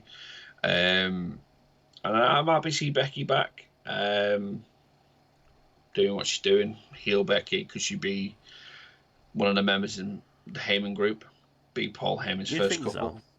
It makes sense. It'd work really well. But yeah, it was good to have her back. And we're led to believe it's full time, because she's come out and said if it's not full time, it's not at all. Yeah, she said she said the man doesn't do part time. If I'm in, I'm all in. She's gonna be at all in, everyone. Yeah, she confirmed that she's just come out for the Wrestlemania. She's going all in. That's where the contract signed. Yeah, so she's in full time. Fair play. Let's see. Let's see where it goes. I'm not gonna hate on it. She attacked Lyra. We've said Lyra needs something to propel her into the Continental Women's Championship. So this could be it. I was going to say we've also said that we need somebody to come in and propel that into the Continental title. Exactly, I was about to say. Big time Becky. Give it to Becky. Bailey should have won it, to be fair, but give it to Becky and let her run with it. Yeah. But yeah. Sorry, on Bailey, I just coughed there. Sorry. Just on Bailey, she's pissed off, like legit pissed off. I don't blame her, mate. She teased that she's done everything she can in WWE, and when her contract's up in a year and a half, she could look to go elsewhere. And who's her best friend? Unless things change. Bailey is probably one of the best. Technically, and I'm on tape saying this before. Technically, the best female wrestler. I wouldn't say technically. Technically, Charlotte. Charlotte's technical wrestling is amazing. I've always personally been so much more impressed by Bailey's wrestling than any of the others. I didn't remember she came through with them four. No. I know. I get it. I can see it. I've always liked Bailey's wrestling. The gimmick, the hugger gimmick. I like the hugger gimmick, whatever. But technically, in my opinion, yeah, she's technically the better wrestlers out of the four women of the apocalypse, as they called them. Technically better than Rhea as well, and Bianca. I would say she's better than Bianca. I definitely, in my eyes, the issue there is I get why. I mean, she was in the WrestleMania spot, got pulled to give Becky a return. Could have done something else with Becky. She said, "I'm not on the posters. I'm not in post conferences. I'm not in. Hey, Um, I'm she not on gets the shit on every chairs. year by 2K. I'm not on the chairs." Well, they've sorted her out now. She looks decent now. They've done a proper new scan of her. But yeah, no, like I agree with her. Like she needs to be used more. But WWE's issue, which is not an issue in AEW, is the female talent in WWE is mental. And that just looking at the main roster itself, and I know Bayley's one of the best, and she should be up there. But we all like we can sit here and go, oh yeah, we want Bayley to win this, but then a week later, a month later, we'll go, oh well, she needs to drop it to Rhea, she needs to drop it to Bianca, she needs to drop it to Io. With Bayley being out that picture, Io's got a chance to shine and to prove how good she is. With Rhea being injured, we saw how good Liv was. I don't think it's necessarily that she needs to be in the title picture. I think it's more of just bit more of a respect thing that's needed. Yeah, I get that bit, but then I also she was talking about being in the main events and being part of the main events. Like, I don't think she fits into the Tiffany and Charlotte storyline, the Jade and Naomi. She should have No, faced Lara Valkyrie for the title at WrestleMania, but not in a tag match with Liv and Raquel. yeah. But if you look at the women that were on the card, mate. So, and obviously I'm not taking away from performance wise, but in appearance wise, within the last few months, or if we go for the year, Cargill's hardly been on TV, but obviously that was a storyline that's been built up. Storyline wise. Yeah, but at the same point, she hardly been on TV because she's been off at the performance center working on what she needed to do. So, but she's not hardly been on. Charlotte returned at Royal Rumble. Yeah. Or a week before Royal Rumble. No, she returned. No, she returned at the Rumble. So she returned at the Rumble. Controversially, as we're well aware, we've debated this already. There's a whole thing with you and Ted. Ted's got to do a video now on Bubba Ray, but won the Royal Rumble. Returned won the Royal Rumble. Tiffy's been on TV. I will say that one though. Sorry, I will say we sat there and said who should win that Royal Rumble, and we all said Charlotte. Yeah, we all said Charlotte. No one said Bayley.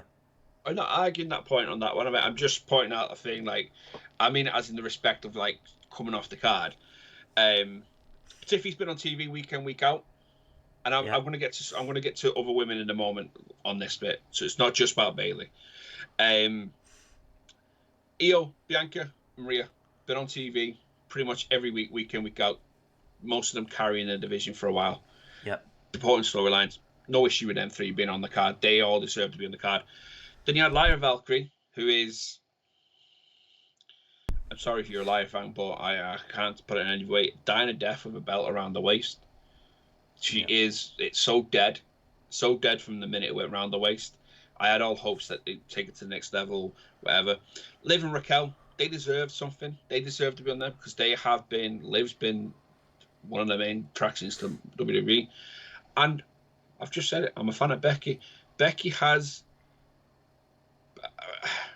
whether you read everything is true, Becky's played games with WWE for the last 4 months. Yeah.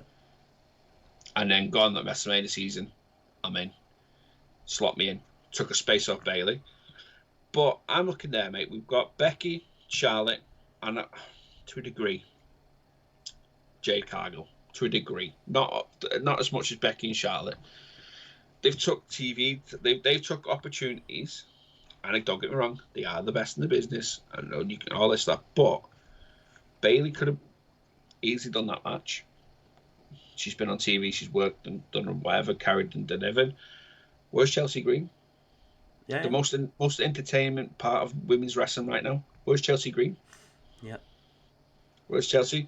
I know they're not probably everybody's favourite, but Mishim's been working her bollocks off for the last 4 months, getting over on TV. And B-Fab, and Selena Vega. Yeah. You know what I mean? Where was this? I know the Met. Nia. Candice LeRae. I'm putting missing photos up this week for Kyra and Nia and Candice. I think she's done the same this week. I'm putting up. Where have they been? Nowhere. They've not been on anything. Where have they been? And it's obviously we're only talking about 2 people really coming back, but we had King of Coffee Cup going against Ray Phoenix. Give Chelsea Green that time. Yeah. And you can work the gimmick as well that Chelsea Green stamping her feet and makes a match for herself. You've give Randy an impromptu. I know Randy had a match, but you give Randy a promptude. You give Stone Cold plenty of time to run an ATV into a woman in the crowd. Do we need a whole 10, 15-minute segment of someone coming out telling us what the crowd numbers are? No, but at the same time, it's the pop with Stone Cold. Yeah, I get the And pop Shawn. Stone Cold and Shawn, but that's something that easily can be done by But Michael then- Cole. If you keep that where it is, but then take out the celebrity stuff, that's not even the issue. The Stone Cold and the thing is not the issue. Looking around the arena, going, oh, there's the Macaulay Culkin or Vanessa Hudgens. I'm going to get into that in a minute. No, I know. Once But we go through this one. Like, I'd rather see Austin do that, and I'd rather see Shawn come out and announce it. Yeah. Than see Vanessa Hudgens. And I know Vanessa Hudgens is a massive WWE fan. I ain't got an issue with Vanessa Hudgens, but like who else? Jelly Roll. Look. Fluffy. How many times did I see Fluffy this weekend? Too many. He was in NXT. He was at the Hall of Fame. He was on SmackDown. He was on Raw. I don't need to see him every fucking WWE show. Jade and Naomi, no issues. There's a story, and that story needed to be told at WrestleMania. Anyone argues with me on that, I'll let them. WrestleMania is about ending feuds, or rivalries coming to the boiling point. That is a rivalry at the boiling point. That should be on there. Tiffany and Charlotte got a slow build up, like Jay and Gunther, but they got going when she went off script, and it kind of got a bit personal. And you thought, oh. See, we wanted to see that because we wanted to see if it would absolutely blow off, and it was a fantastic match. The triple threat, Rhea, Bianca, Rio, match of the fucking weekend. Yeah. Oh, sorry, second match of the weekend. Fantastic. Becky coming in, winning tag titles with Lyra. That match, if you really wanted to do that match, do it on a fucking pre-show. Bring pre-show matches back. Could have been done last night. As a match, yeah, I'll take off the fucking El Grande Americano Ray Phoenix and do it on Raw. And put the women's tag titles there. And then have the women's United States title there. So it's the matches that were there, bar that tag match, the matches that were there all made sense. There were storylines. Bringing Becky back, take Bayley out, just to have Becky on the card. Because that's what it was. Let's face it. Let's not beat around the bush. It was to have Becky on the card. Yeah. Becky's back. What do you fucking do? And it's silly. And I agree with Bayley. She should do more. But she was in that Royal Rumble, and we all sat there and said who should win it. Bayley's match with Io last year was. I rewatched it back numerous times. I don't think it was great, but I think that's because the styles just clash. I don't think it's a great style between them. If that was Bayley and Charlotte, or Bayley and Nia, or Bayley and Becky, it would have been fantastic. Io and Bayley just didn't match well, so the match was poor. But it was a great moment for Bayley because she won the women's title. So it's all this but some maybes. But either way, the Starbucks coffee shouldn't have been on that show, and Becky shouldn't have been on that show. No. But anyway, last match of the night. Yeah. I'm going to put it out there before I do the deduction of it. The biggest letdown of the 2 nights. Yeah. We had the undisputed WWE Championship being defended by Cody Rhodes against John Cena, the man who doesn't love none of us no more. That's dumped us. Oh, what am I going to do? Lose sleep? Obviously, John Cena has won it. He is now a 17-time world champion. My eyes, once again, my opinion. Yeah, your eyes. Yeah. My opinion, the greatest to ever do it now. And I don't just think it's a 17. I've been calling him the greatest to ever do it for a while, but this nails it on for me. Obviously, John Cena wins it. We had Travis Scott come out for an absolutely. It's not even like. It's not even like Cody punched him or anything, hit him for crossroads. That's not a receipt that he deserves from Elimination Chamber. But the match don't get me wrong, storytelling in the match till he came out was okay, but it lacked, massively lacked. Yep. 21 minutes, 40 seconds, compared to night one's 32:55. It lacked massively. Yeah. You know, it lacks when I don't say anything. I sit there, and I'm like, what the fuck was this that we just seen? We've all got different opinions about John Cena and shit. I would have preferred Randy to break the fucking record. Randy's not gone away once and fucked off to do a movie. He's done WWE movies, but he's been wrestling at the same time. Randy's not fucked off.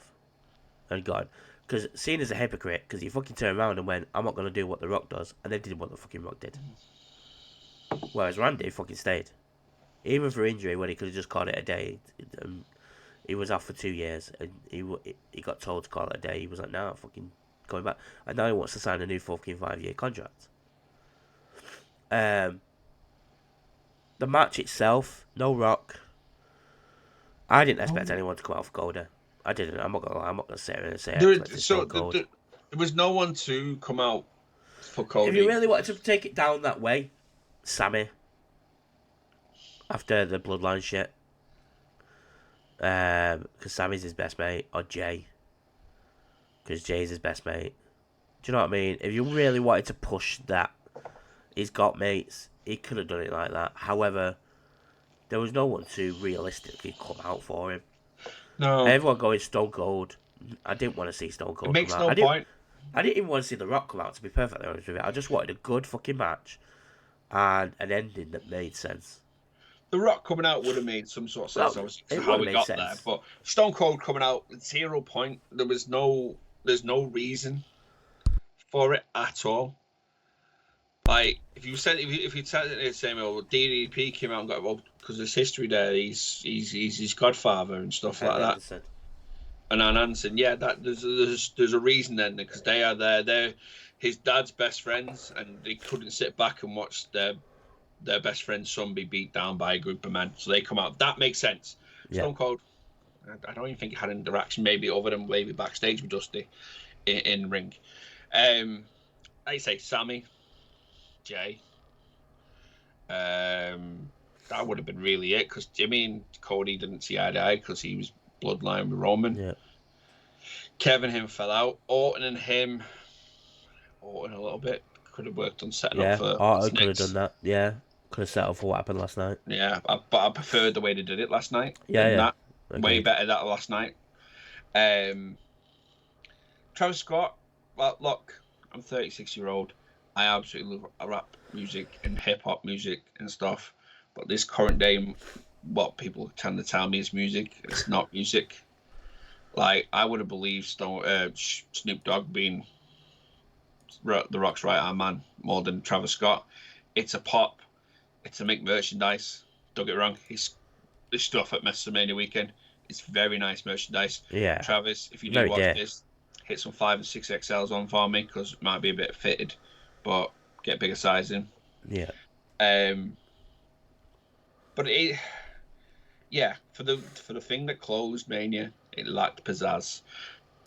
That's what it lacked, pizzazz. Cena, though, I will say, Cena coming out to a black ramp, black background, and he's this is what I want to talk about. Yeah. He literally come out and sucked everything that was seen out of his entrance. Barney's music was still the same. Is his music the same? Yeah. Yeah, music same, and he still had his John Cena hat and jorts and t-shirt on. I do want that patch off the towel, because that's going to be worth thousands and thousands within the next 12 months. Yeah. I did like that he's cut back. He's go and watch after this. Go and watch his interview with Pat. It's really, really good as well. Him and Paul Heyman's. But I finished night 2 off really, really, really let down. Yeah, same. On the entrance, I thought it was fucking great. Great, mate. I would also want him to not wear his t-shirts. Just a black t-shirt. I think it's coming. I hope so. I want him to just absolutely cut back on everything. How many dates he's got? Or how many dates he's got left? And Oh, him in a that should be on his status on that now. yeah, Every that's time what it I'm comes saying. out, So that the should number be goes there. down. Black t-shirt, black hat, black jean shorts. Just that's it. And he doesn't even have a towel. He just walks down. Yeah. He just walks down, gets to the ring, holds up the title. Don't even hold up the title because he's not giving it to the fans. He just stands there looking at them with Where's the it title around his waist. Wears it backwards. With this, if you really wanted to piss wrestling fans off, I know you like it. Bring back this. I was gonna say it's not gonna piss me off. No, but wrestling fans hate it, and I'm one of them. Bring back the spinner belt. People hate it for a reason. Yeah. It needs to stay where it is, and that's in a vault. I'm But gonna bring go it back. record here, but I'm happy to eat my words if it doesn't go this way. But he's not losing that until his last appearance. I don't think so either. I think he's losing it on the Ruthless Aggression pay-per-view. That's if he loses it, because he has been saying that he will walk out of wrestling as the last real champion, and when he goes home, he's taking that title with him. Yeah, it won't surprise me. So I don't hate it. Does that give them the opportunity to reinvent that undisputed championship if he walks out? Not undisputed championship. They've got rid of the Universal title now. It's officially retired on WWE.com. It says retired. It didn't until today.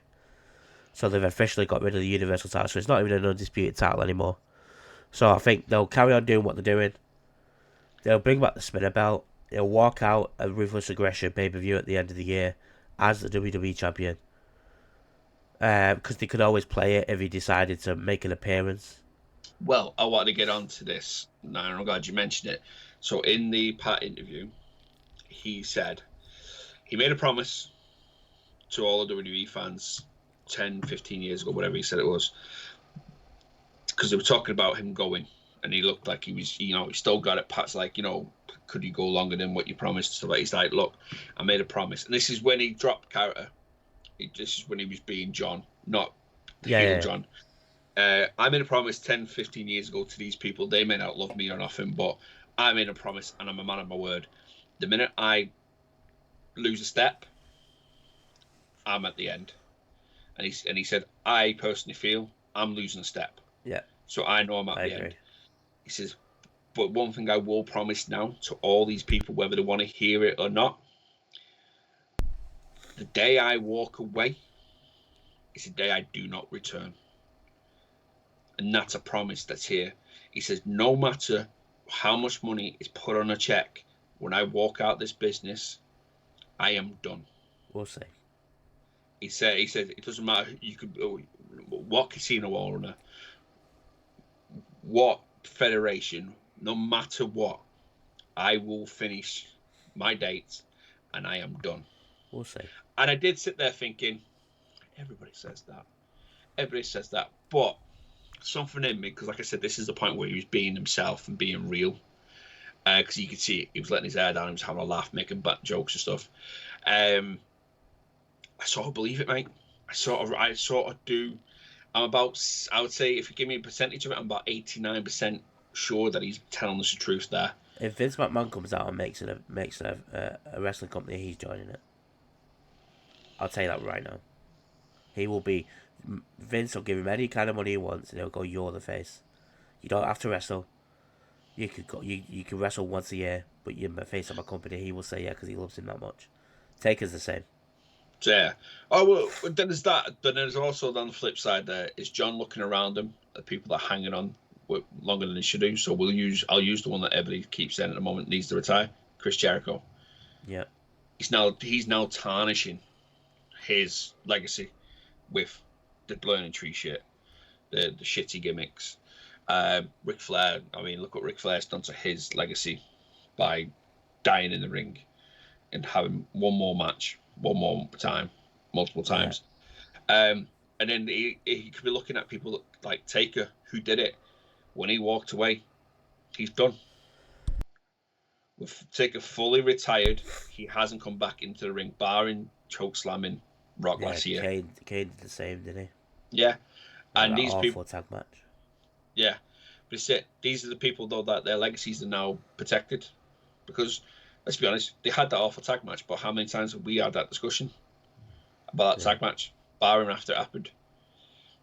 So it's one of them ones. Is he looking at these people going, well, they did it and walked away, and look how they're going leaps bound. I've got movies to make, TV shows. I mean, it's going to be personified as Peacemaker now for the rest of his life anyway. Movies. So one of the guys in the book, I think it's Pat, said, I mean, I won't be surprised if you're on Broadway soon because you're that broad in your acting and stuff like that. I'd like to say I'm 89% sure that he's telling the truth. But I do, like I say, there's 11% of me, mate. 11% of me. It's saying, yeah, Big Vinnie Mac makes a promotion, goes, hey John, do you want to be my top guy? He's the first one. I don't. I have another name after this weekend. Roman Reigns. For what? Would be the first one that'll sign for him. Active wrestler, Roman Reigns, to be the face of his company. I don't think he would. Because of The Rock. And T-Kill. The moment he thinks about it, Rock goes, you ain't going nowhere. Think about the family. I don't think Roman does. I don't think Roman's a part of Vince guy anymore. I don't think Roman's any. Roman said once he started to dwindle down, and after his contract runs out, he's making movies. He don't want to wrestle. And I know we just said with CENA, and yeah, again, it's all this and buts. I'm like you with CENA though. With I am with Roman, I genuinely think with this condition that he has to take tablets for and shit. I genuinely think once he's done, he's doing movies and that's it. He'll make the odd appearance, come out and spare someone, done and dusted. But I think his matches will be very, very few and far between. It's like Brock. We know as soon as Vince McMahon goes, oh, I'm making a company, Brock will be there. No doubt about it. But Brock will never make an appearance in WWE ever again. He's done. No, absolutely not. So I've got a couple of questions. That was WrestleMania. So I've got a couple of questions to ask you before we all. Let me run through my bit, the timings really quickly for you. Really quickly. Go for it. And the reason I want to do this is because I'm looking at them again, and I had a thing on my phone. The thing I saved on my phone, the times are way different. I don't know how to work it out, but I'm going to go off Wikipedia page. Yeah. So, pay-per-views, and we do it. We make fun of it on a regular basis when it's an AEW one. How long they are. How many matches are forced down our neck and stuff. Now, I know Netflix makes things a lot easier and stuff, but I want to bear this in mind that, it's not. Looking at this, so night one, I want to say was 3.5 hours. Yeah. And night two was 4 and a bit hours. Now, night one, these are the times for the matches. And they're in order, so I'm not going to say what matches they are because I'm just taking up more time. So we had 16 minutes 30, 9 minutes 15, 9 minutes 20, 10 minutes 40, 7 minutes 55, 19 minutes and 5 seconds, and 32 minutes 55. Now, give or take, I'm using a time calculator here for this because I've been doing it while we've been chatting. Give or take the seconds because I can only put the minutes in here, and I've rounded them up. If they're over 30 seconds, I've rounded them up to the next minute. That's a total of wrestling of 1 hour 45 on night one. I haven't done night two yet. But then night two, we're looking at 14 minutes 25, 13:55, 10:30, 3:10, 17:50, 8:40, 21:40 on a 4-hour show. That probably calculates just over 2 hours, 50% or thereabouts. I know night one is less than 50% wrestling, and that's all filled down with promos, granted, that I needed. So CM Punk's promo, whatever. A lot of it was adverts as well. Now, so I go back to Netflix. I know Netflix right now, you can pay £4.50 and you can watch this shit, and it's great. And I know I paid 20 quid for an AEW pay-per-view. If I was still paying £25 for a WWE pay-per-view, I'd be pissed that the majority of the show I'm watching are adverts. And I mean, No, they're not even promotional adverts. They're just shit. If it was promos, yeah, get it. But less than 50% of the shows now wrestling across 2 nights. It's not good. And now we're talking about people missing. Fill that time. So, sorry, mate, go on. So you've got time there. Both from 2 4-hour shows, rounding it up. 2 4-hour shows. We could have had Chelsea Green. We could have had the SmackDown Tag Team titles. We could have had longer in some of these matches. I probably don't need them, but I'm just saying. You could have had more people booked in. You could have done more. And for me, and I know we created, I hate them when I'm doing them, but that sort of shit makes me appreciate the longer promos with more matches in it, or longer shows with more matches in it, because if I was paying for these, that's what I want. I want my money's worth.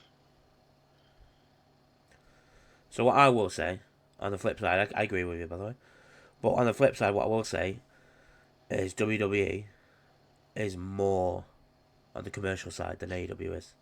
So when Triple H looks to book a show, or Nick Khan, whoever it is, creative looks to book a show, they have to think about, well, we've got all these sponsors, we've got to fit in all, like Clash of whatever it is, Clash of Clans. We've got to fit on Doom. We've got to fit these in because they're literally paying us to be on the show, so we have to fit them in because they're owned by TKO. And if you watch UFC, we know everything's an advertisement. Yeah. Look at the ring at Mania, mate. There was more adverts in the ring than there was ring mat. AEW isn't a commercially sound like WWE is. You look at AEW, very rarely you'll get a stickers ad. I'm just using stickers because it's just WrestleMania. A stickers ad or a Doom ad, or you'll probably get. We had Assassin's Creed in November when it was originally scheduled to come out for Will Ospreay. But I don't remember watching an AEW pay-per-view going, oh, that's coming out. Oh, this is that. With WWE, it's a totally different identity than it is with WWE. I agree with the price if everyone was paying £20, but then if we go back and watch WrestleMania 21, for just an example, or any WrestleMania in the past, it's the same. I do feel, and obviously, and I mean wrestling in general, mate. I do, and I'm not just picking on WWE or AEW or anybody. In general, it is obviously the hype of it right now is massive. The boom for wrestling is, and it is overall becoming such a more commercial thing. Yeah. Like you say, we go back to Attitude Era, mate. We weren't getting an entrance for like Will Ospreay for Assassin's Creed or Doom. They might have got mentioned in between, but we wouldn't have got. It is a commercial sport. But if we weren't doing the stream, mate, I would have been fucking bored. I would have. I think I would have got bored. I would have stuck it out, but I would have been like, oh, fuck you know, another ad thing, no promo thing. I wouldn't have thought about it, to be fair.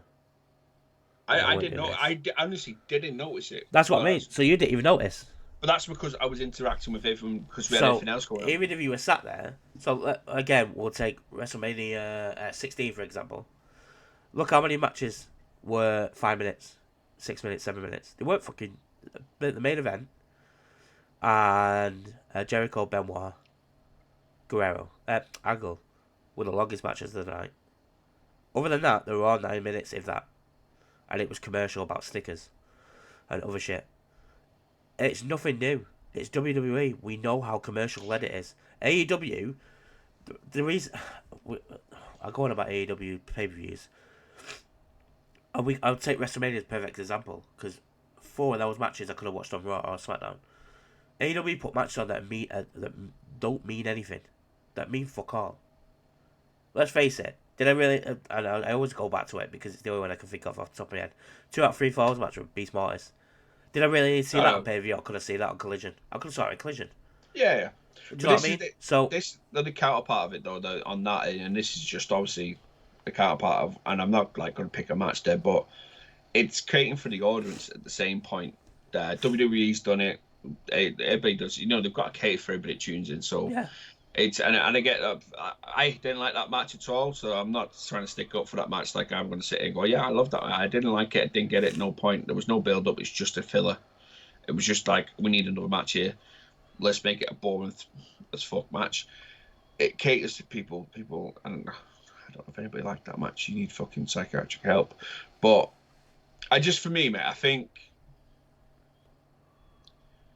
feel like we're losing, and I don't just, and obviously, like you say, if AEW becomes commercialized, a lot more commercialized, they're going to do the same. Yeah. I just feel like we're losing as fans. We're losing out on what we want. And that I'm not going to disagree with. Due to commercialization of it. But like yourself and other people that go, oh well, we only had.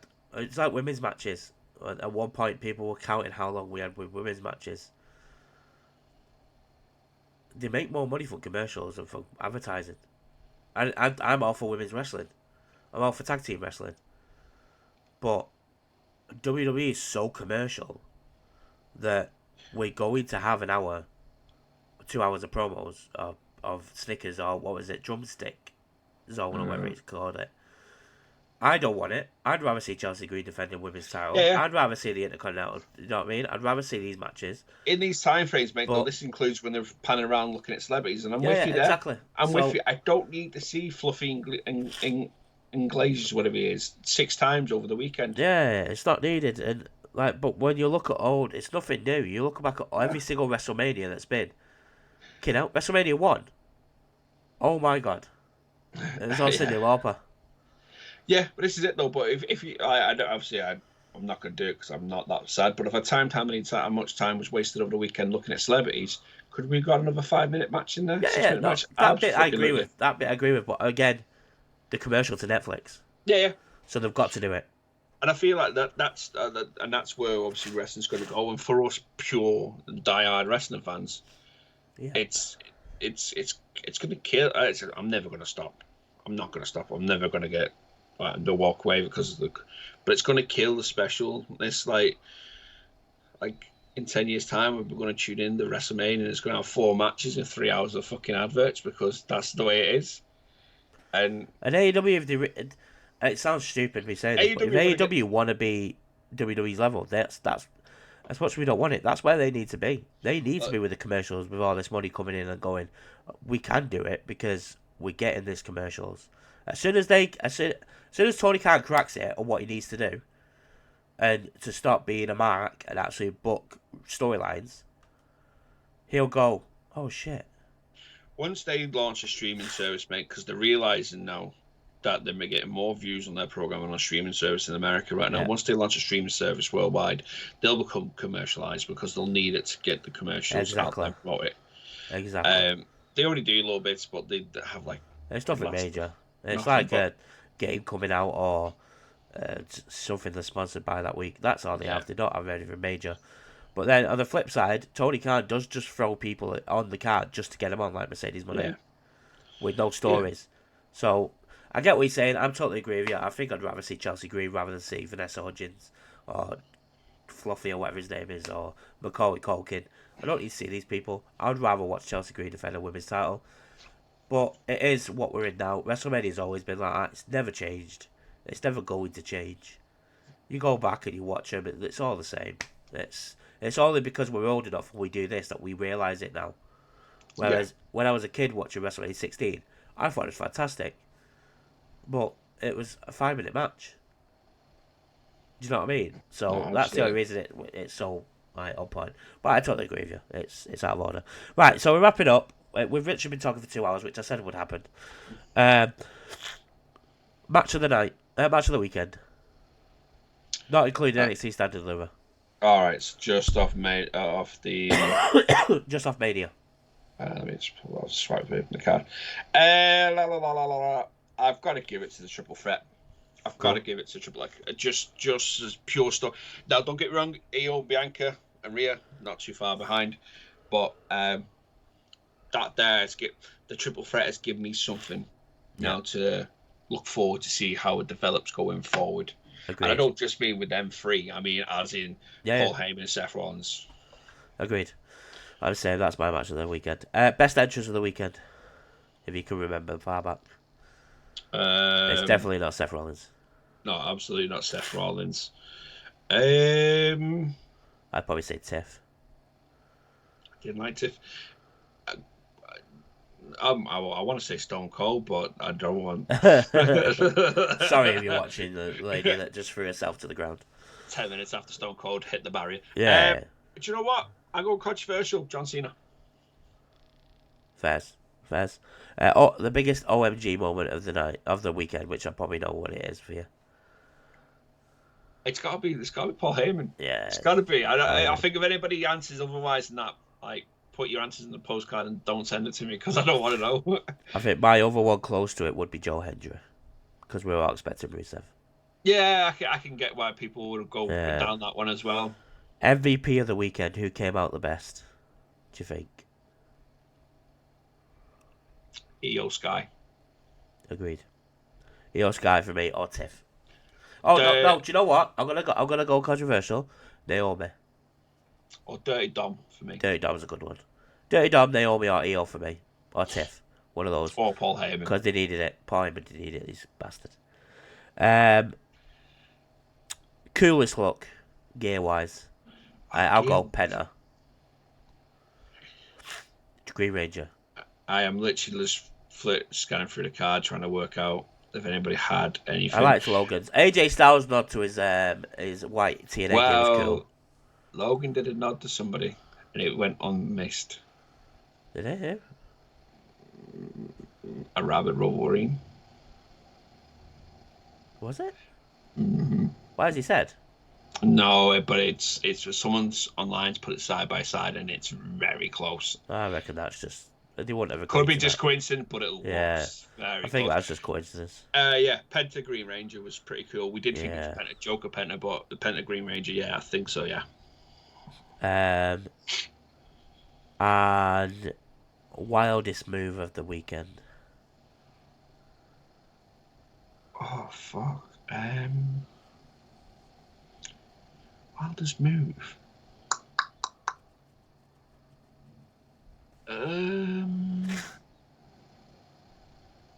I'll go. It's not just one move, but he did it to two people. Roman Reigns putting Seth and CM Punk through the tables each, when we all thought we'd get the Shield bomb, and then he powerbombed both through both tables. I thought that was pretty cool. I can't think on the top of my head. I feel like there was something. There was a couple of bits in the triple threat with the women. I'd like to say the one that pops out is when Io was on the top rope to do a move and Rhea put her feet up and caught her perfectly, and then. Oh, the other one was when she flung her back and she hit the turnbuckle. The turnbuckle, first. Yeah. But the one with the feet, she then bounced off Rhea, landed into Bianca for Bianca to land her move, but then Rhea popped up to break the pin. Yeah. So I'm going to go with that segment there. Cool. Well, I think for us personally, it's the most successful bunch of streams we've ever done. I know during the week weren't great, but overall I've enjoyed doing it. I know I'm ill now, but I've enjoyed doing it. I will not be doing every fucking live next time. The fellas can join in with me. The only reason I did it was to try and grow the channel and get people in and notice us, and it's worked. We had we had quite a few views over on YouTube for the Hall of Fame, for example. We've grew with subscribers over there. So John irritated it. John said it at the start of the 2-hour long chat we've had. Thank you very much for this weekend. It's been great. I've really enjoyed it. It's been a laugh. I was in a mood on Saturday evening because I had a danger nap. And then the computer did my head in. I missed his own call time. Missed my own call time. But no, I really enjoyed it. I really did. It's been a laugh. It's been a laugh. I like I said, I put it into words on the Discord. So if you want to make sure you join it, you can read it. This has probably been the best highlight of the fellas for me so far. And I say so far because, as I put in there, this is still only the beginning for us. Yeah. This is still only. We're still. Yes, we are technically now 3 years in. 22, so 3 years, yeah. We are 3 years in. Well, we started doing lives for Backlash pay-per-view wise, and the TV was only in September. And we only got to where we were back end of last year. Yeah. And we're still growing. So do you know what? And I think people like about us as well is we know we are. We're not your Santi Sap. We're not your Colemans. We're not What Culture or Talk, whatever it is. Or anything like or anything like that. We're not. We don't have thousands of people coming in and watching us every week. But it'll tell you the difference between me, Matt, and Ted and all them. You come in, we'll talk to you. We'll make you part of the stream. You know what I mean? We've got now a steady group of people. This weekend we had people coming in. Obviously we've had people coming in, and if you jump in, and we'll give props to them, like Desert Man or Manchester Dave, whatever one he's going by nowadays. We call him Dave. He's one of our mods. He's a close friend of mine. And he's not supporting us because he's a friend of mine. He's supporting because of us. He's found a love for wrestling again. Yeah. ETC, he joined me randomly on a Double or Nothing pay-per-view last year, and has been in every week, near enough every show without fail. He has supported us in multiple ways. Yeah. And we have nothing but props. Never met this guy. It's on the other side of the world. He lives in the States. Became a mod of WrestleMania. Yeah, he got a mod because of how much he helps us out, and he's there. He bigs us up. Yeah. You know what I mean? He bigs us up. As soon as he walks in, he bigs us up. He winds us up. He has a laugh with us. That's what we want. Callum, give Callum Rollins, Callum Fatu, Callum Mysterio, Callum Breaker. Callum has been in all weekend. Great. Absolutely. Scottish Nightmare joined us. Loco joined us. Sweet Sister, Tomo. Sweet Sister, if anybody doesn't know, is my wife, so she's there. There's a mod to support us and help us out, but she's in. She doesn't really watch wrestling, but she loves getting in. But that, I say, what sets us apart, what makes us different, and it's not going to change, is if you come in, we're talking to you. You talk to us, we'll talk to you. And we'll give you our honest opinion on what's going on. Yeah. And if once you know us, you'll have a laugh. If you haven't seen it, if you went with us this weekend and you watched this and you don't, go back and watch. If you get time, you don't have night. Going back and watch night one. Ted was nearly dead from laughing because of a flushing of a toilet. Yeah. And the whole live loved it. Everybody on the chat in TikTok absolutely loved it. They were begging for how many likes till we hear the flush again. Flushing of a toilet. In Japan. In Japan, he's in Japan. And then night two, we got 3 Galaxies the other doors, and then it just became a running joke throughout the night. And then I could still do with Fortnite skins, by the way. Absolutely. But then it went from there on to us realising that we may have just corrupted my cousin. My cousin's little boy. Yeah, 10-year-old by accident. But it was a laugh.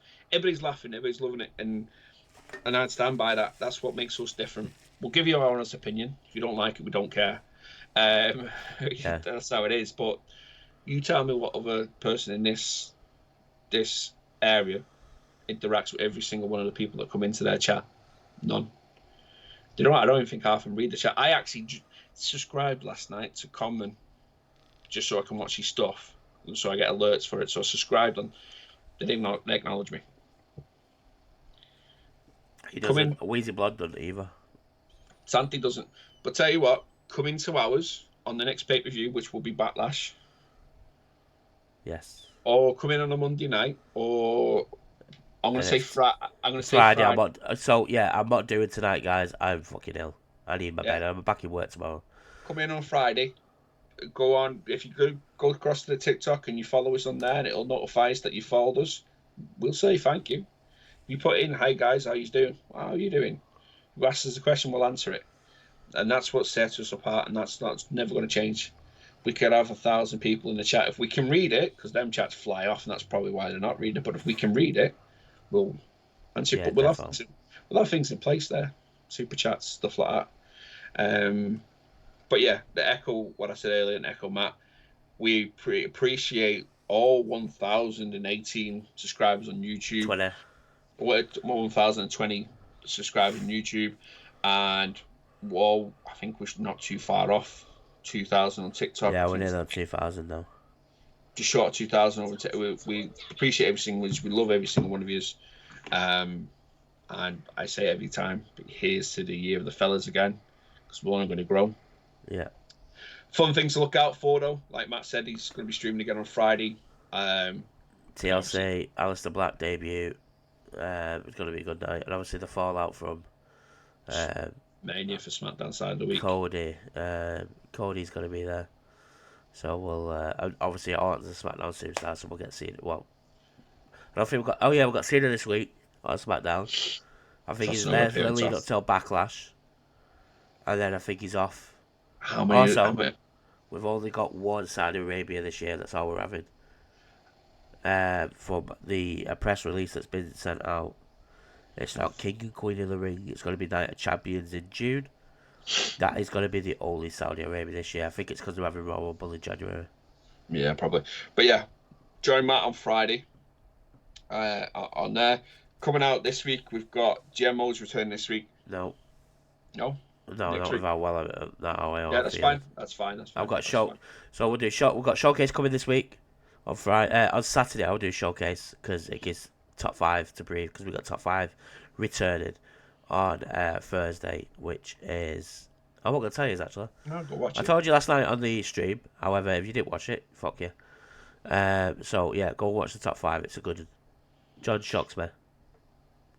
But yeah, top 5. So we've got top 5s coming. GMO showcase will all return in the next few weeks. Yeah. Back to normal schedule, and then in about I think it's 2 weeks we planned it for, haven't we? The awards. Next week. Is it next week? Are we doing next week with him coming back? Yeah, I asked him if he'd do it, and he said yes. So unless he changes his mind. Shit. Okay. That's fine. That's easy for me. But yeah, we do our end of year awards. It's weird because it's not the end of the year, but we do it as in the end of the year from when we started, because this is now after the awards. We are season 3 of Wrestling Fellas. We'll go through and break throughout the year, but we'll talk more of that in the next coming weeks or so. Oh no, because it's next week. Never mind. But yeah, so next week, Wrestling Fellas awards. Shit. John's got to put his thinking cap back on. And it's where we have a good discussion, good controversial moments, and we're going to do it different argue. This is where we're going to do it different this year as well. This is where you guys will have the power. And if anybody asks us, you're not getting the answer until the award show. Who won the prediction league? Oh yeah, we don't know that. I tried to work out the other day. I can't because I don't know what we were on. I know I haven't won. But yeah, so you'll get the results of the prediction league in the award show as well. Make sure you tune in.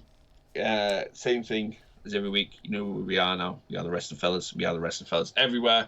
Get in the Discord. Join Matt on Friday, and I'll catch you on the next one. In a bit, everyone.